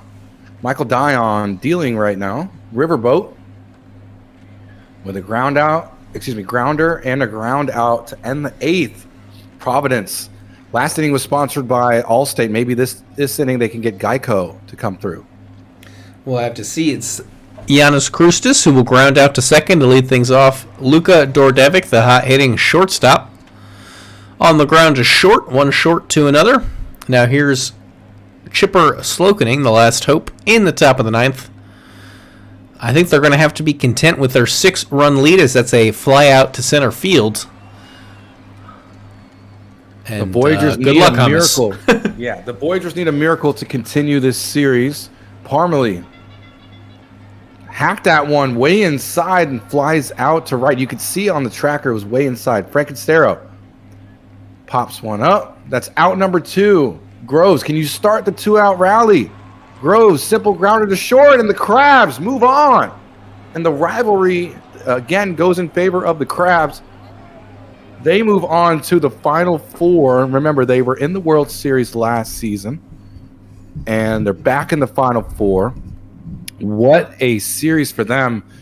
Pretty dominant in this elimination game. 13-5 on hits. That error by Slokening was extremely inconsequential. Never looked back and rallied. Look at that. 2 RBI from Lemon, 2 from Slokening, 2 from Dustin Johnson, despite not getting any hits. Yeah, I think Will Love probably your MVP in this one. Bark Merle, your player of the game, those 6 innings, 2 earned. The 3 innings save for Mike Dion. Pax Abadir the loss. And we can go ahead and check out the post-game statistics after a quick file save. And no, it'll go to Giannis of the Crabs. He hit 333, 412, 867 slugging. Yeah, he slid into my DMs, was hoping to co-host this one, but I told him that I'd already made a deal with the devil, the hummus god himself. But hopefully he's here with us in chat. Good games. You love seeing that in chat always. Sportsmanship is key. Twins dealing with internet issues. Been there, done that, sir. I hope that it gets better for you. It's not a good feeling. Especially when you're paying, month to month, and then they have outages. Not exactly the greatest. There he is. Air Crew is with us in the chat. Oh, yeah. So next game is, I have it written down.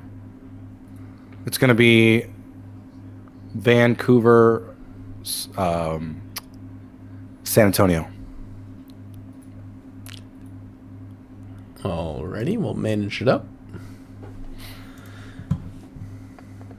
Let me update the tracker.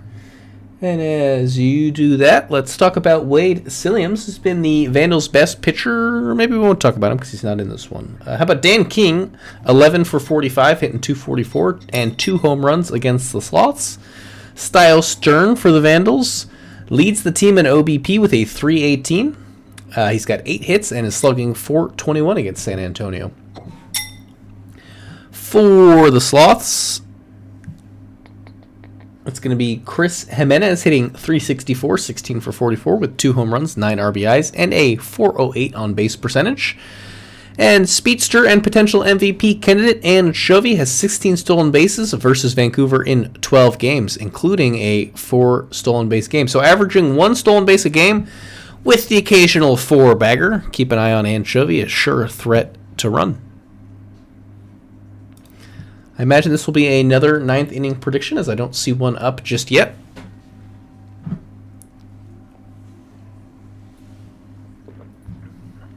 I think Lumo said I could take it.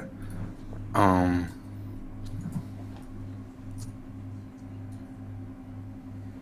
wait, we need to score the last one. Lumosity fan needs to, because I voted in that one.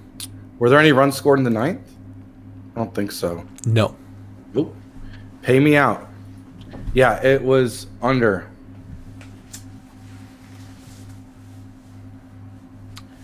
The under is the winner. No problem, Lumosity. As soon as you pay that out, I can get the... Maybe, since it's an elimination game, we can go who will win. Sure. Vandals, Sloths. You got 1 minute. Rapid fire.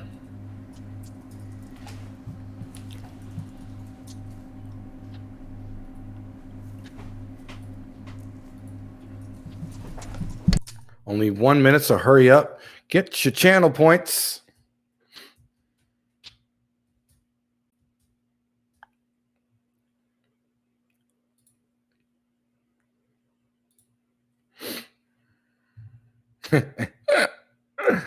So we're rooting for the Vandals because they'd rather face the Vandals than the Sloths. I mean, right? I mean, I guess that's just simple math. Sloths did better in the regular season.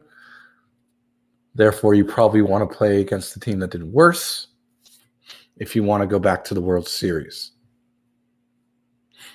I think a lot of channel points on the Sloths, almost $2 million PBE dollars. What were you going to say? I think they get home field advantage, too, if it's the Vandals instead of the Sloths. So, yep, of course. Yep, good call there, too. Another reason to root for them.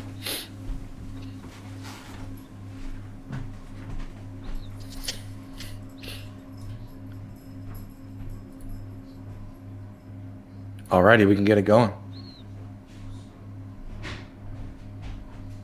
Who had home last time? I think you did. I think I did. So you can get it. Yep, I think that's right. So you'll be leading us off with the Sloths. Night Chovy sandwiches. Night. The 0-2.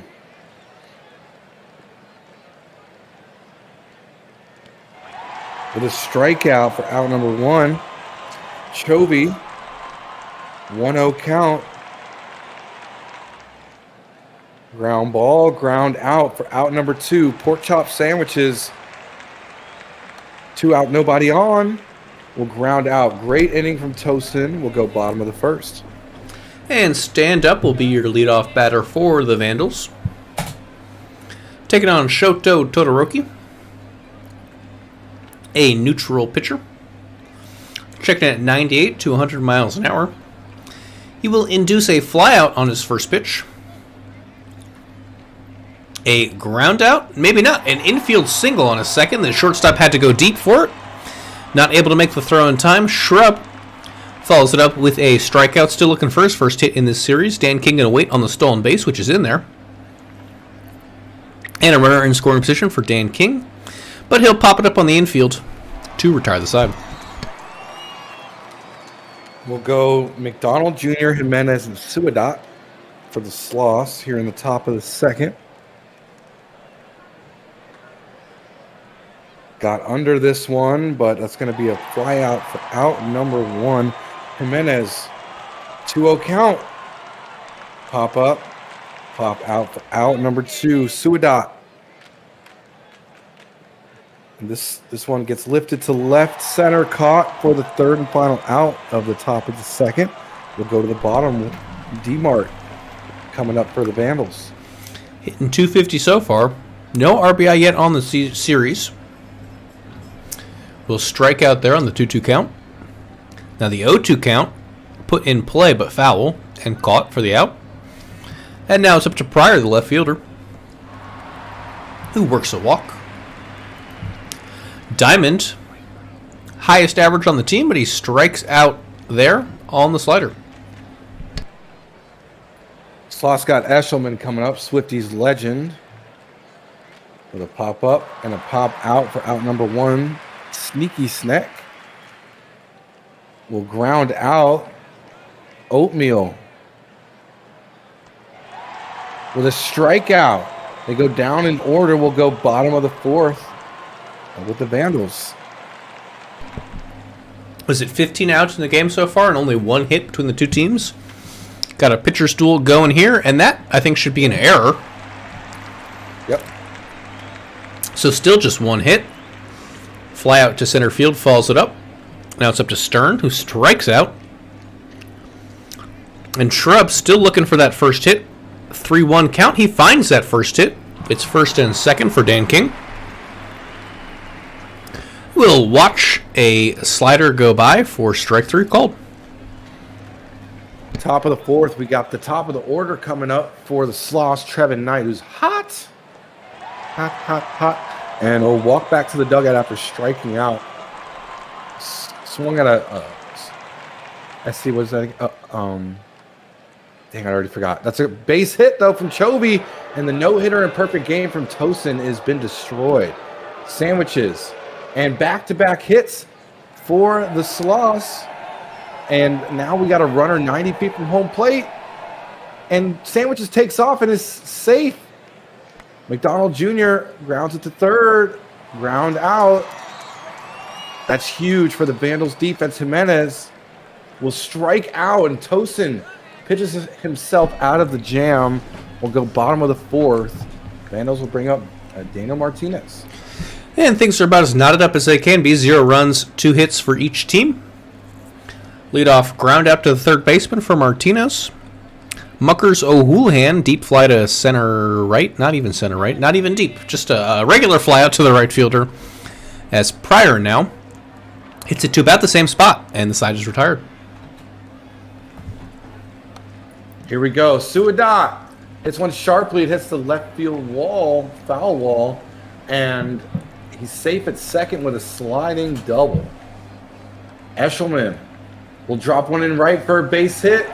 Runner parks at third, so Sneaky Snack with a chance to add a run. That's a strikeout.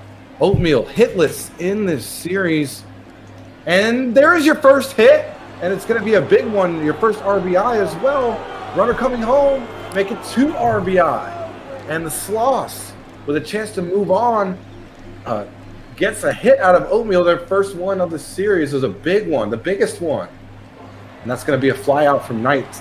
Out number 2, Chovy will walk to first after looking at ball 4 pitch walk. Sandwiches, strikeout, swung at a pitch way in the zone, but Tosin giving up 2. Sloths lead by 2. We'll go bottom of the 5th. Well, the way Shoto Todoroki is dealing on just 63 pitches, you got to worry that 2 runs might be all it takes for the Sloths to win this one. We'll see what the Vandals can do here following a strikeout and a ground out. Stand up, 2 outs, 1-1. Put into play on the infield. It's caught. Pop fly. Here we go, top 6. Sloths in control. They got the momentum thanks to Ezra Oatmeal and McDonald Jr. 1 for 3 on the day so far. Booze coming in. Vandals fans distraught.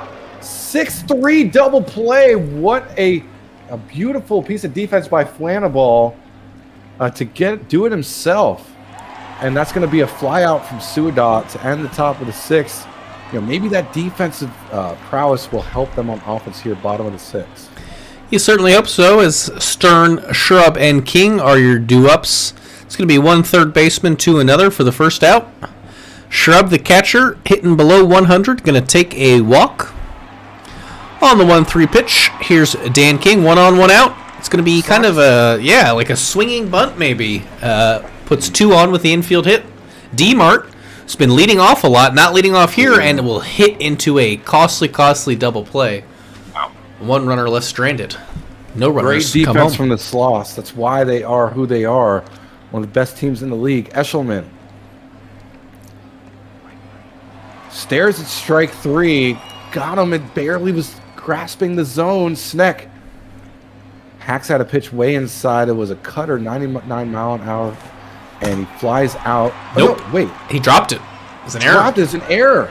First error on the day for the Vandals. Strikeout from Oatmeal, and Knight will fly out. So the error didn't do any damage at all. Their offense needs to do some damage, though, to get in this game. We'll go bottom 7. Well, O'Houlihan has been their best hitter as far as average is concerned, but wow, a diving play there from the right fielder Anchovy keeps that one from falling. Pryor now a ground out to short, and 2 outs. It's up to Diamond. It's been 1-2-3 inning after 1-2-3 inning, but we can't say that here as Richard Diamond reaches safely on first base. Here's Flanabel. The shortstop, it's a wild cut, not able to make any contact. Shoto Todoroki threw 7 innings of shutout baseball. That pitch was almost at his face. Chovy will strike out swinging. Good work by Triplet. Sandwiches. We'll look at ball 4. Great eye there. Looking to add some insurance now. McDonald Jr. gets under this. Will fly out to center. So Jimenez not having a good series for the average. Will help himself there. That hits the center field wall. Sandwich is coming around. Going home. Oh, but the errant base running. They get the out at third. But the run counts anyway. The Sloths take a 3-0 lead. That was a wild sequence right there. But Vandals down 3 now after giving up that RBI there. Given the score, I'm sure they're happy to just get that run any way they can. It's Esteban Rodriguez Jr. in now, so we'll see if the Vandals can do any better against the bullpen than they did against the starter. Start things out with a fly out to center. Stern with the strikeout. Rodriguez Jr. threw 2 batters easily here. Shrub, and he strikes out Shrub. So the 1-2-3 hitters not able to do anything against Esteban Rodriguez Jr. We're going top 9. This happening sponsored by State Farm. Like a good neighbor, State Farm is there. Let's see if they can get some insurance. Eshelman will step up. Suadop struck out. Eshelman will take first with a walk. Sneck with 1 on, 1 out. Look, 2-1 count approaching, and pops it up. Catcher waves everybody off, makes the grab for out number 2. Oatmeal hacks at strike 3 and misses. That was out of the zone low. Great inning by Marvell. Here we go. Miracle time, bottom of the 9th. King, Martinez, and O'Houlihan have the season on the line. Here's Dan King. It's going to be a full count strikeout. Still Esteban Rodriguez Jr. on the bump. Here comes Daniel Martinez. Hasn't found a hit yet in this one, but he'll reach here. Took a 101 mile an hour fastball for a ball. O'Houlihan now. That one skied into left field. It should stay in the yard, and it's caught. 2 outs. It's going to take a big 2-out rally from Pryor and Diamond to keep this game alive, and a strikeout of Pryor ends the game, ends the series, ends their season. Sloths will win and advance. Wow. Dominant performance by the Sloths pitching staff. To shut them out on the road to win the series is pretty crazy.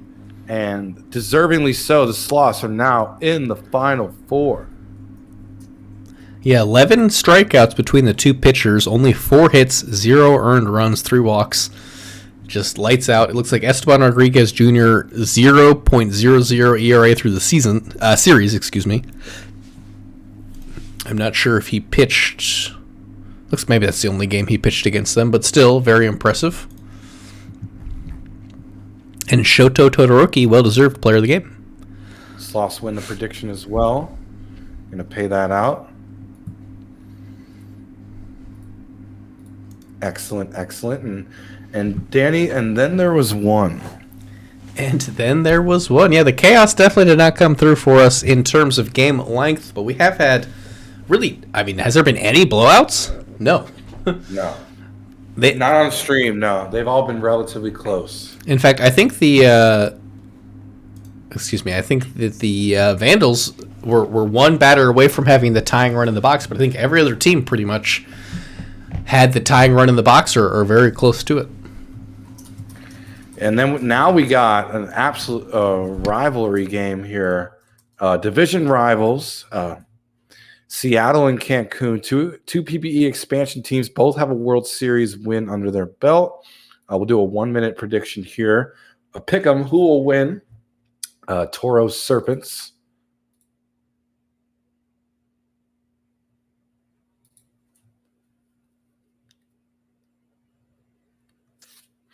And will we see a game go 5? Will we see a series go 5 games? We haven't seen it all night.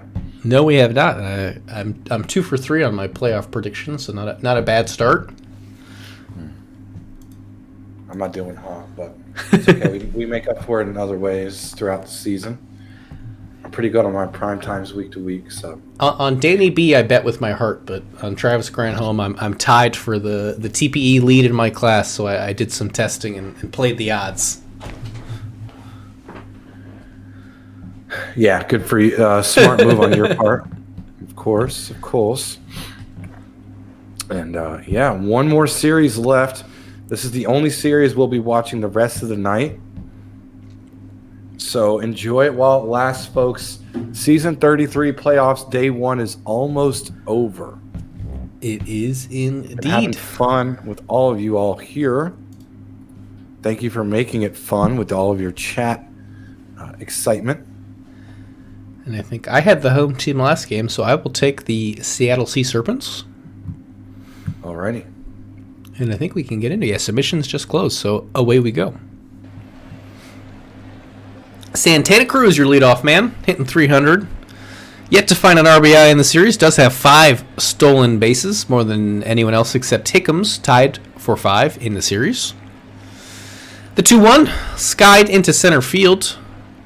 Plenty of time to get under it, and the catch is made in center by Batista.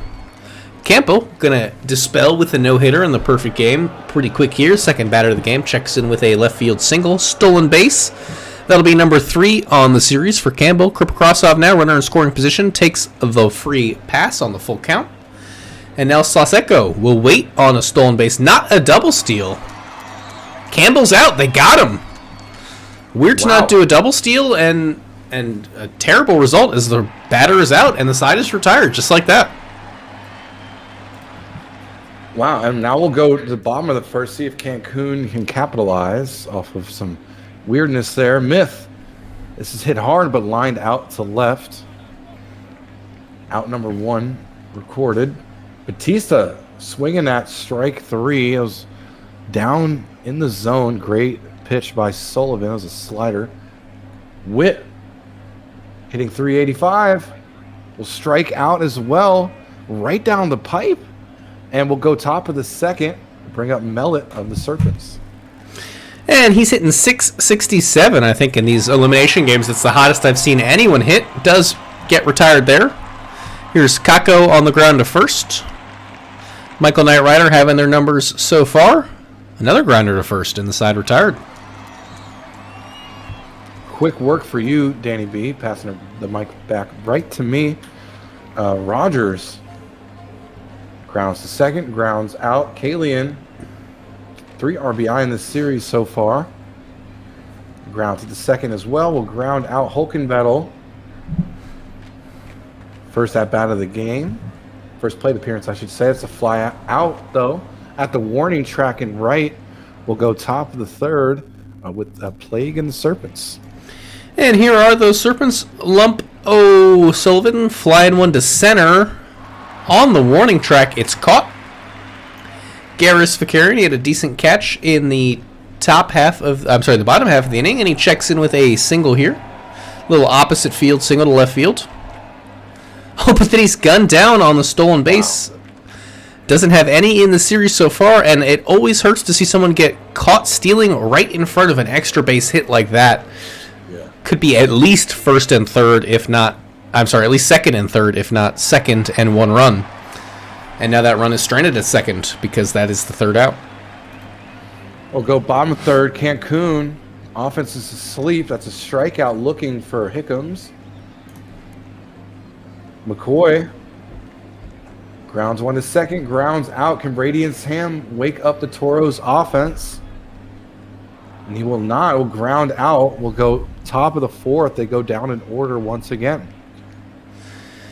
And it's Kripakrasov, one of a couple 400 hitters for the Serpents.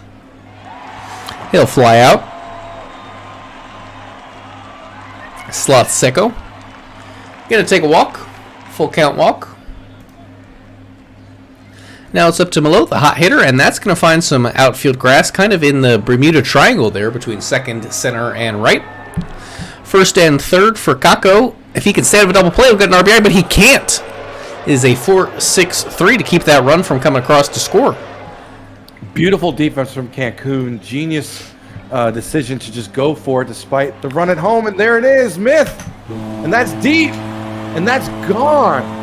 Left fielder O'Sullivan tried to grab it, couldn't get to it, and Myth helps the Toros take a 1-0 lead, and that breaks up the Sullivan no-hitter and perfect game thrown so far before that at-bat. Batista to left, way gone! Back-to-back jacks in front of the Toros crowd.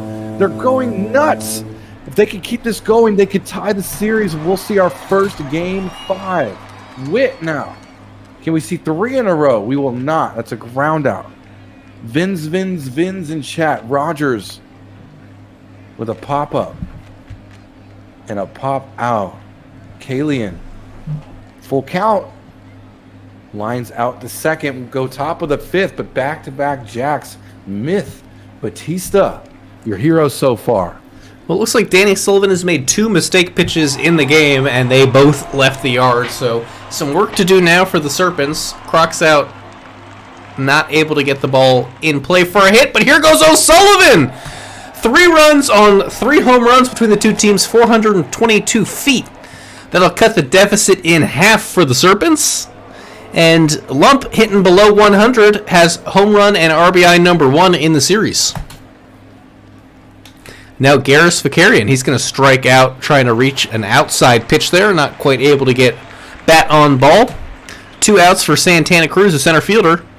That's going to be on the ground to short and handled for an out, but they do get 1 to the plate and 1 home. 2 heavy hitters going blow for blow. Reminds me of Ollie Frazier, Hulkenvettel striking out. Both teams with 3 home runs combined so far, 3 runs scored total. Hickams with a strikeout looking. McCoy, the 2 out, nobody on.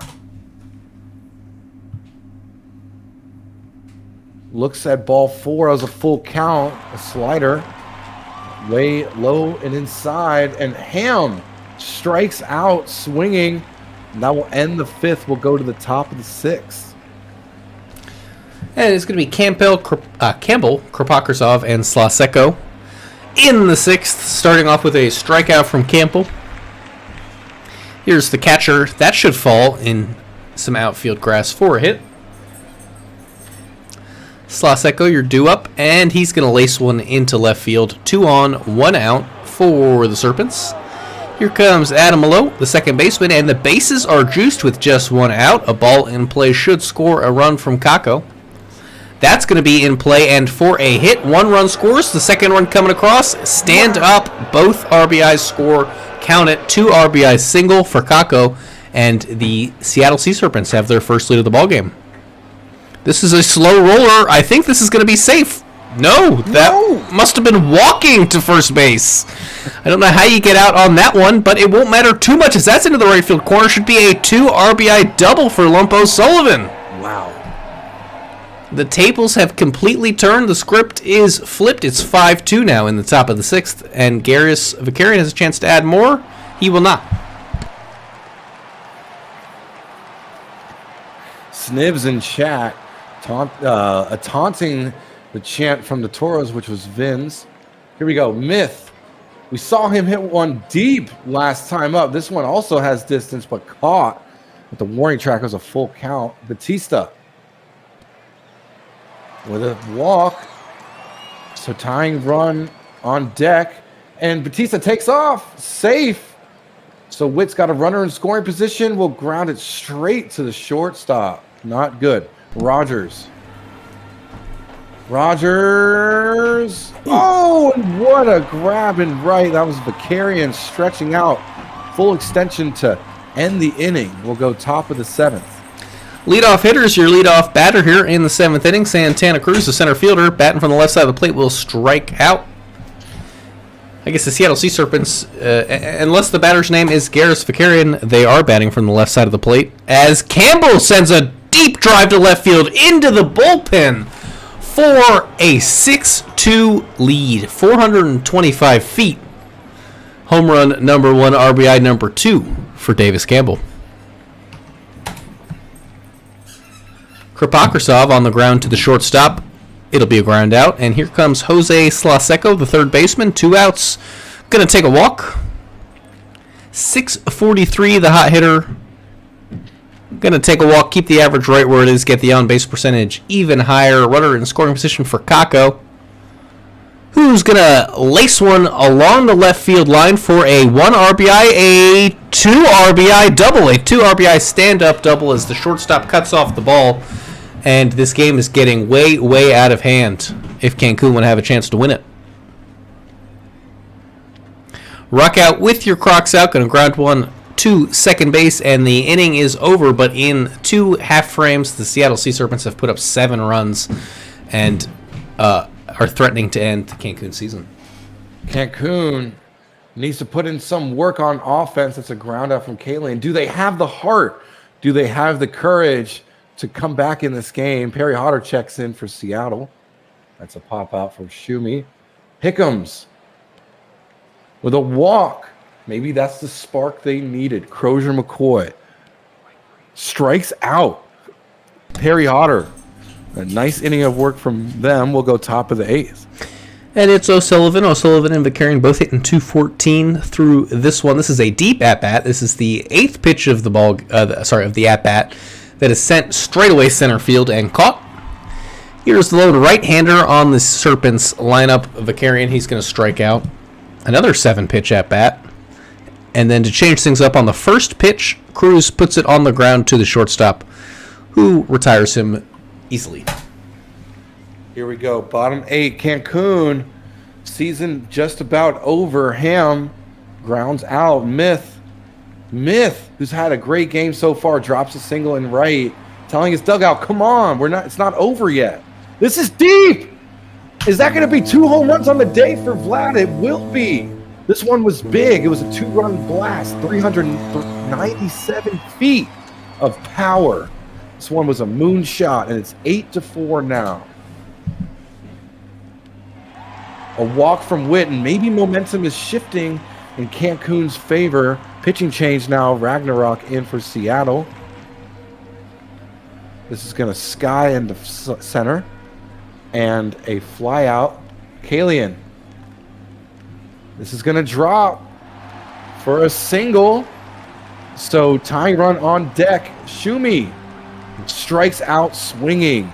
99-mile-an-hour fastball by Ragnarok. Will go top of the 9th for Seattle. Hey, they scored 7 runs in 2 innings. Who's to say that Cancun can't in their next half inning? Campbell going to take a walk. If they give up more runs, though, they're going to need more than that. Kripakosov now on the ground to the shortstop. Will be 2. It is a 6-4 double play.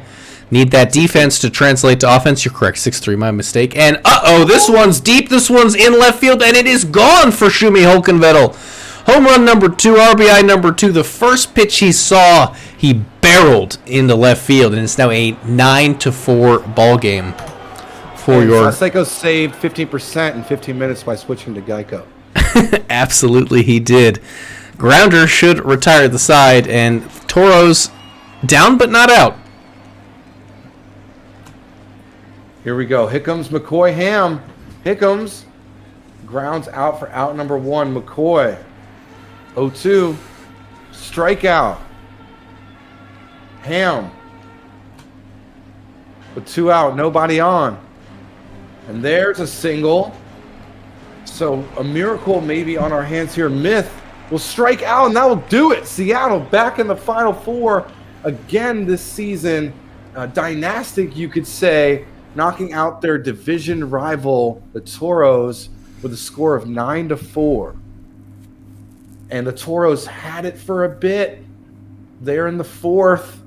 That's those back-to-back jacks, and then Seattle responded and ran away with it in the 6th. And that will do it for tonight. Gonna update the tracker. Absolutely. Yes. Sullivan Stats were accumulated in this one. Absolutely. Sullivan going to pick up the win. Knight Rider the loss. Your big bat probably Kaka with a 4 RBI for Seattle, or Batista with the 2 home runs and 3 RBI for Cancun. Sloths, though, will be named player of the game, 2 for 3, 3 run, an RBI, 2 walks. And our final MVP of the series, it's going to be Adam Lowe of the Seattle Sea Serpents in 15 at-bats, 9 hits, 2 homers, 4 RBI, batted 600, 647 on base, 1.2 slugging, which is just absurd. And does anyone need a stamina check before we go? Lols.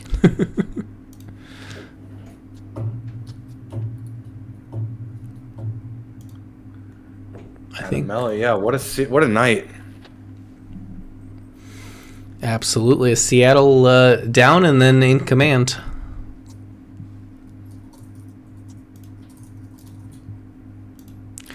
Go ahead and get our upload going.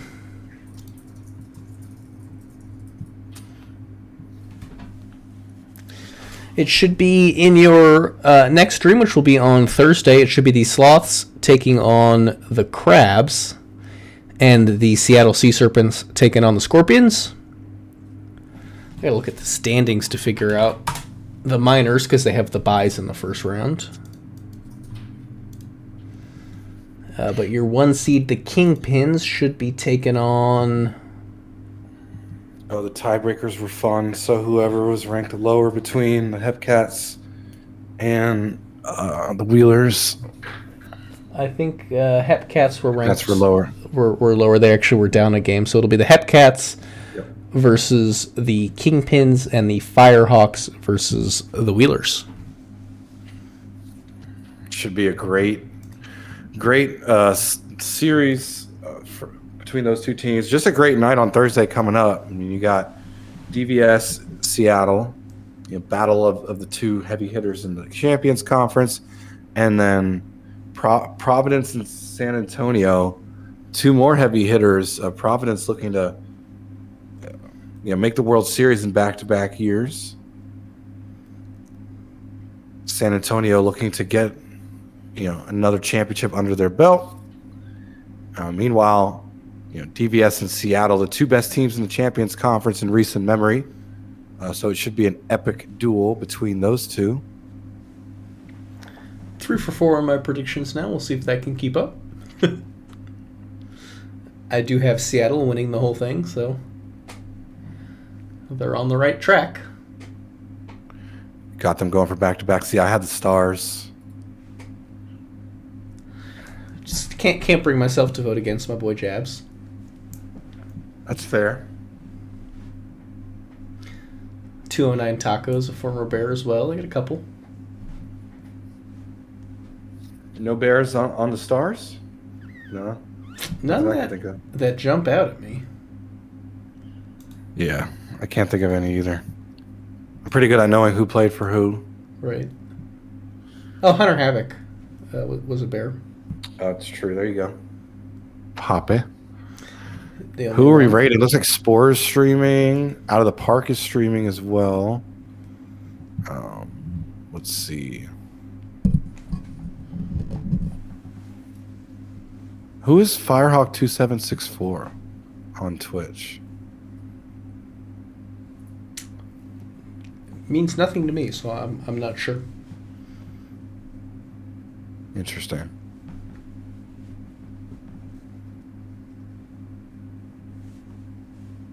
Alrighty.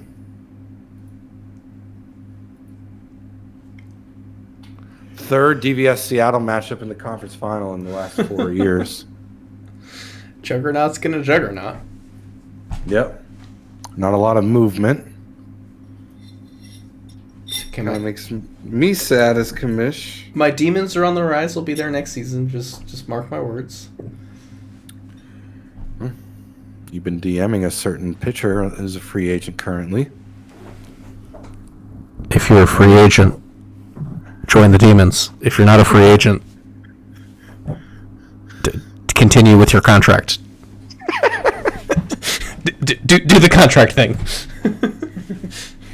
Do that thing with contracts where you live them out on the current team you're on. Yes. Make good choices, one and all. It's interesting. Only one team has messaged a certain pitcher.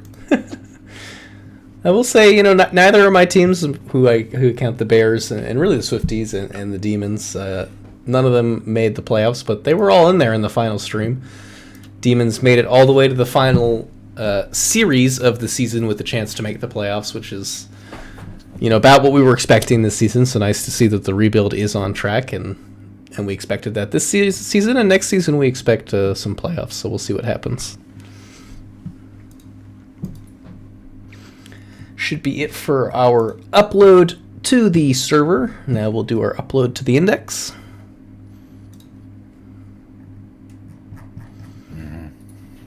Yeah, what a night. A bit shorter than I probably thought it would be, but actually right around where I thought it would be. We had short games, we had good games, That's I'm okay with that. Let it off hot with the minor league sweeps. Looks like the upload's done. That was quick. Yeah, I got that nice Verizon gig internet. Damn. Shit, I'm at like 400? I don't even know. But yeah, great call. I need to do the calendar. I need to actually do stuff as commissioner. Don't miss that. Yeah, so just so you know, every off season it's repetitive, but the first stream will be Thursday of the off-season week. It will be the majors draft. Then the minors draft will be that following Saturday. And then that Sunday's the awards. And then that following Tuesday is the Tahini Classic. So no more draft parlays. We've removed that stress from everyone's lives. Yeah, we got some great baseball coming up this Thursday. And then this Saturday, don't forget, Minor League World Series is early. Major League World Series is later. Two separate streams for the two different series. And don't forget, exclamation point raffle. You can enter to win one of the 6 codes we're giving away from Out of the Park Baseball 23. Ask the booth, I will be on the Bears for the Tahini. Yes, whatever team you're on for season 33, you will be on for the Tahini Classic. It's the last stream we do using the prior season's rosters. A last way to close out and close the book on each season.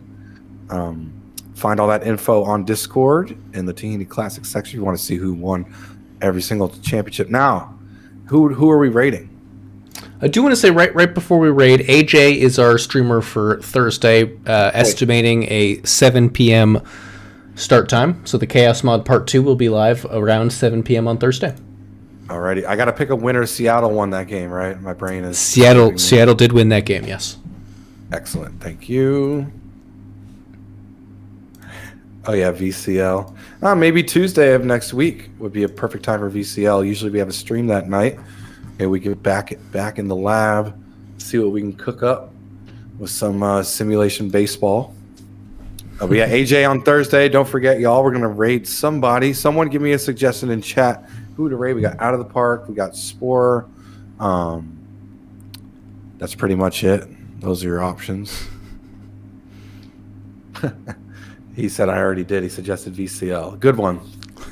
That's true. I got to stop promoting other leagues while the PBE stream's going. I got roasted for that. That was pretty funny. Amazing. Who are we thinking? Let's just do Out of the Park. Yeah, it's easy. They give us at everyone every year, every other season, I should say.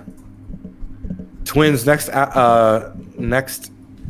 VCL will be probably Tuesday of next week. I'll figure it out. But we're gonna raid Out of the Park.